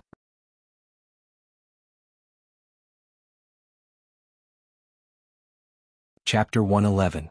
Brother Yi, stop fighting. Xiao Guai saw that they were at daggers drawn and ran between them with tears in her eyes to stop them. Brother, stop fighting. If mommy finds out, she won't be happy. Xiao Bao stood on his tiptoes to look at the back row and saw that his mother was also looking in their direction. He glared fiercely at Bailey Yi. You're lucky. I won't argue with you today. Bailey Yi raised his eyebrows slightly and said coldly, I don't have time to argue with you. If you have time, why don't you take care of your love-struck sister? Every time she saw him, she would enthusiastically rush over. He hated love-struck fools the most. Xiao Bao stomped his feet in anger and pointed at his nose. I'm warning you. Don't talk bad about my sister. Umph. Bailey Yi snorted coldly and shrugged his small shoulders. With an indifferent look, he walked away without looking back. Oh my God, I'm so angry. Xiao Bao twisted his small body, intending to pounce over and fight with him. However, after pouncing for a long time, he didn't succeed because Xiao Guai hugged him from behind. Xiao Bao's soft little voice immediately calmed his anger. Brother, don't be angry. Let's put on a good show later and dress up that arrogant fellow. Xiao Bao was relieved and patted her head. Giga, you finally saw the true nature of that guy. From now on, you're not allowed to call anyone else brother other than brother. Yes, yes. Xiao Guai rubbed against him ingratiatingly. Brother is the best. Xia Dong noticed that something seemed to have happened over at the children's side. She stood up and was about to walk over to take a look when Xiao Bao held Xiao Guai's hand and returned to their seats, so she sat down again. Bailey Han had already noticed her presence. However, Su Yunqian did not notice because she was tilting her head and talking to Bailey Han. Han Xiaoyi is just a child. Don't be so angry with her. Bailey Han looked away from Xia Dong and said in a low voice, although he is young, he should be sensible. His mother is no longer around. Why can't he accept you? Su Yunqian said softly, in a child's heart, his mommy is irreplaceable. You shouldn't blame him. Bailey Han frowned. But this is unfair to you. Su Yunqian held his hand. I don't care. As long as you treat me well, that's enough. As for Xiaoyi, time will tell. I believe that he will accept me as time goes by. Bailey Han looked at her and his eyes were filled with gratitude. Yunqian, thank you. Su Yunqian leaned on his shoulder and Bailey Han hugged her waist. The two of them were so affectionate. Xia Dong, who was sitting in the front row, gripped the seat tightly with her fingers. She doubted Su Yunqian's words. Su Yunqian had once revealed her dislike for Xiao Yi in front of her. Would she really treat Xiao Yi well for Bailey Han's sake? Xia Dong closed her eyes helplessly. She wanted to protect the three children, but it was so difficult. The music started and the performance officially began. The host went on stage and gave a long speech. The audience burst into thunderous applause. Next, Let's enjoy the performance that Xiao Lingling from Class 1 has brought to us. A little girl in a princess dress went on stage and sang a song with a childish voice. Next was the second performance. A pair of twin sisters danced a folk dance. When the dance ended, the lights on the stage dimmed. It was Bailey Yi's turn to go on stage. After more than 10 seconds, a beam of light quickly moved to the center of the stage. There was a piano there. Sitting in front of the piano was Bailey Yi in a white tuxedo. Under the soft light, he was as charming as the Moonlight Prince. Bailey Yi's head was slightly lowered in concentration. His fingertips fell on the piano keys and beautiful notes slowly flowed out. It was the famous Moonlight song. His fingertips poured out a different kind of moonlight. The audience couldn't help but close their eyes and feel the charm of the moonlight. Below the stage, Bailey Han looked at his son with indescribable pride in his eyes. That was his son. His son was so outstanding that even he, as a father, couldn't believe it. Xiaodong was also proud, but more than that, she was bitter. She looked at the little person on stage with eyes full of affection. At the end of the song, thunderous applause resounded in every corner of the auditorium. Xiaodong's palms were red from clapping. Bailey Yi is indeed a genius student. Even the principal sitting in the judging panel couldn't help but praise him. Everyone's praises were endless, and the corners of Bailey Han's lips couldn't help but curve up. On the stage, Bailey Yi was neither anxious nor impatient. He elegantly walked to the front of the stage and courteously bowed to the audience. Then he straightened his body and proudly accepted everyone's praises. Xiao Bao's performance was later, so he hadn't gone backstage to prepare yet. Instead, he sat in the front row to watch the performance. Seeing that Bailey Yi received cheers from the audience, he raised his chin in disdain and snorted, "Humph, what's there to be proud of? It's just playing the piano. I can do it too." More than half of the performance went on. Finally, it was Xiao Bao and Xiao Guai's turn to go on stage. When they went on stage, everyone was shocked. Especially the children in the kindergarten who screamed, "Wow, so cute, so handsome. Conan, I love you. Oh, little prince, you can do it." Xiao Bao was wearing a black suit like the one Conan wore in Detective Conan. He wore a pair of suit shorts, a red bow tie around his neck, and a pair of large black-rimmed glasses perched on the bridge of his nose. Even his hairstyle was exactly the same as Conan's. He carried a large backpack and kicked a soccer ball as he jogged onto the stage. After he went on stage, he showed off his superb soccer skills to everyone. Seeing how he played the soccer ball in all kinds of ways, the children couldn't help but applaud. At this time, Xiao Guai, who was cosplaying as AI Yuanai, went on stage. He coolly spoke to Xiao Bao in Japanese. Behind the curtain, someone translated at the same time. The general idea was that monster thief Giddy had appeared and was going to steal the museum's treasures. Their mission was to protect the treasures and capture monster thief Giddy at the same time. The scene changed. Strange thief Gid was wearing a cloak and a mask. He stood on the rooftop against the wind. He moved his hand to his waist, and the glider immediately spread out. He flew up from the stage and into the museum. He stole the treasure under the strict watch of the police. Gid was on his way to the museum. Everyone's eyes widened. Xiaodong was sweating. Although she had tested it many times, she was still worried that an accident would happen while the hang glider was flying. Of course, this script wasn't the original Detective Conan. It was a cosplay drama that she had personally rewritten. Both Detective Conan and Giddy on stage were cosplayed by Xiao Bao. His calm and rational expression was just like Detective Conan. When he was cosplaying Giddy, he exuded a mysterious aura that made the little girls scream uncontrollably.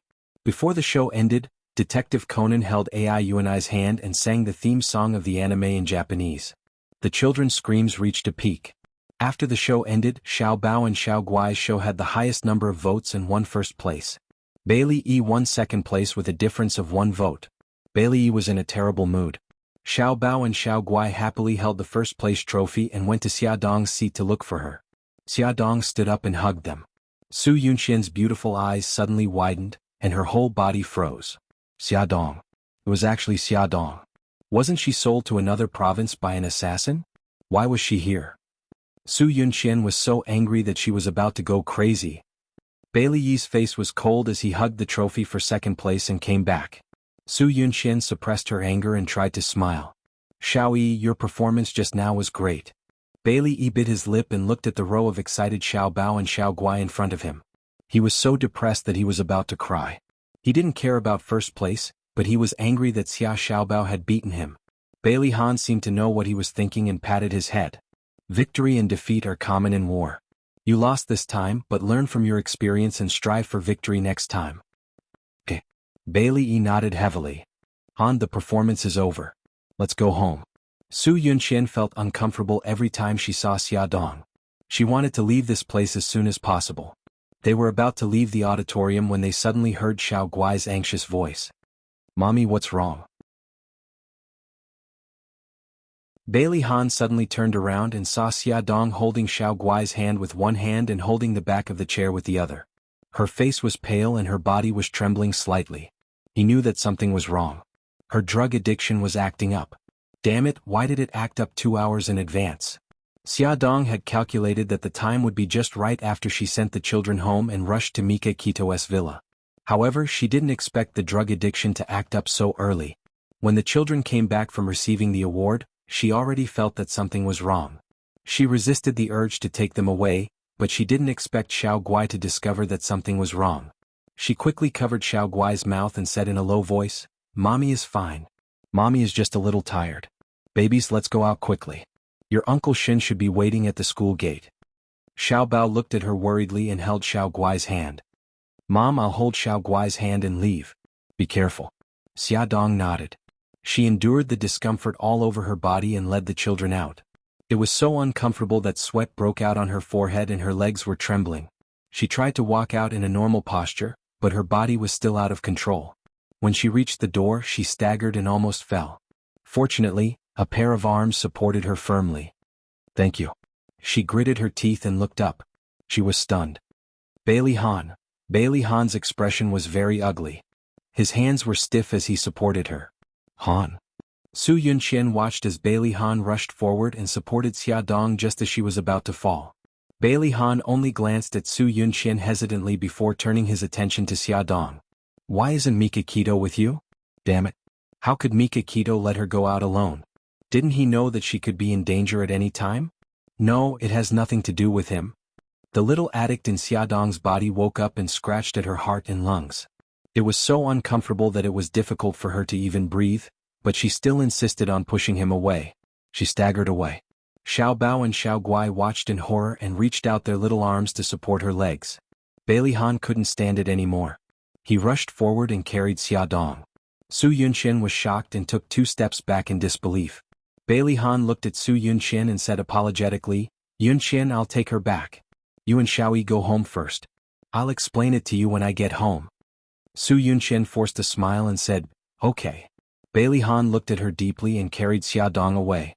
Xia Dong grabbed his arm and begged in a low voice, "Please don't let the children see me like that." This was a kindergarten. How could she avoid the children's sight? Come and see. Songshu 566.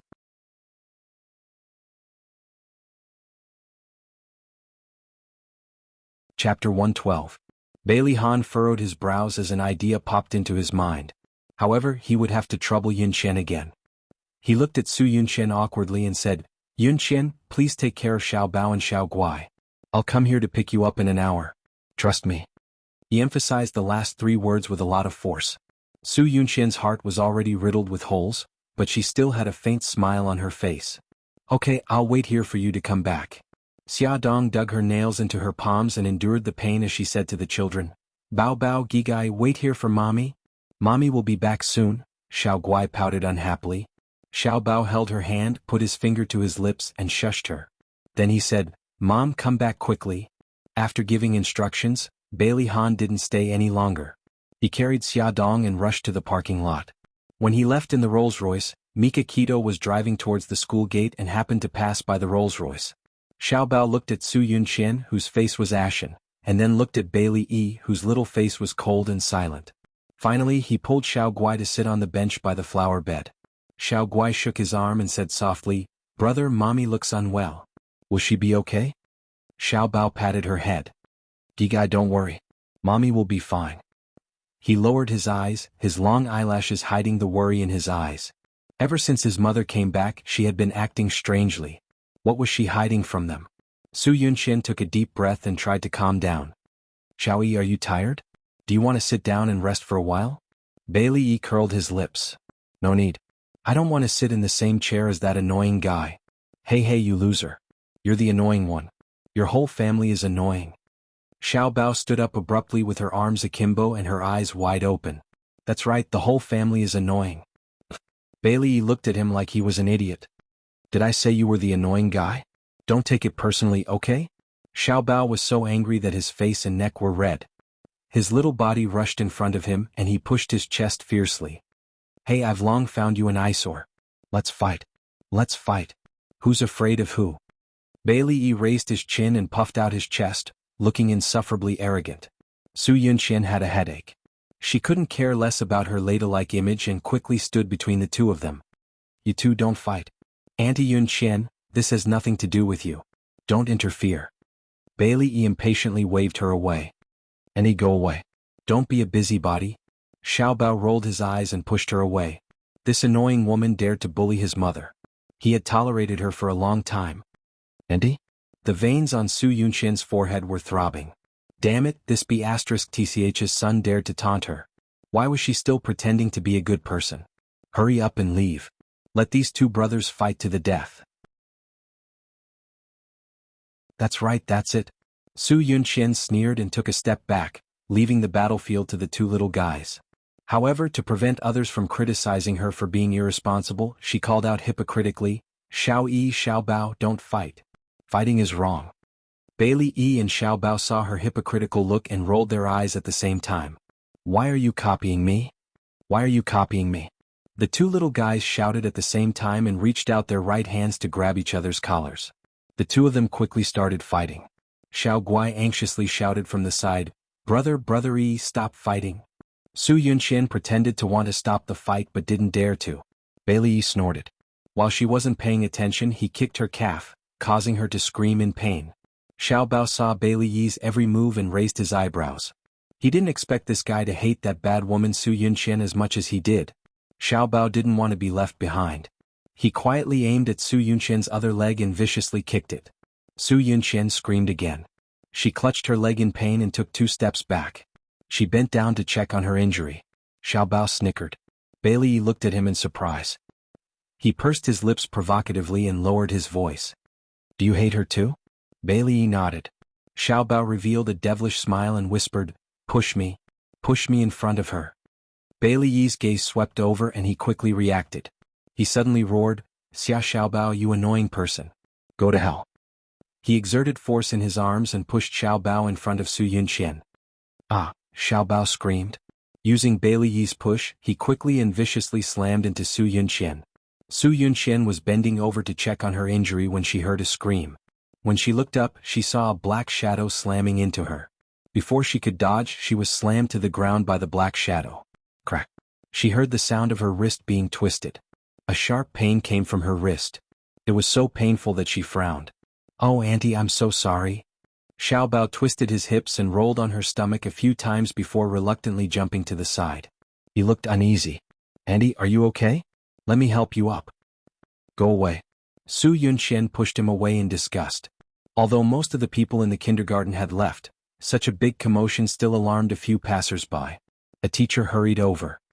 Madam, are you okay? Su Yunqian quickly adjusted her expression and revealed a weak and helpless expression.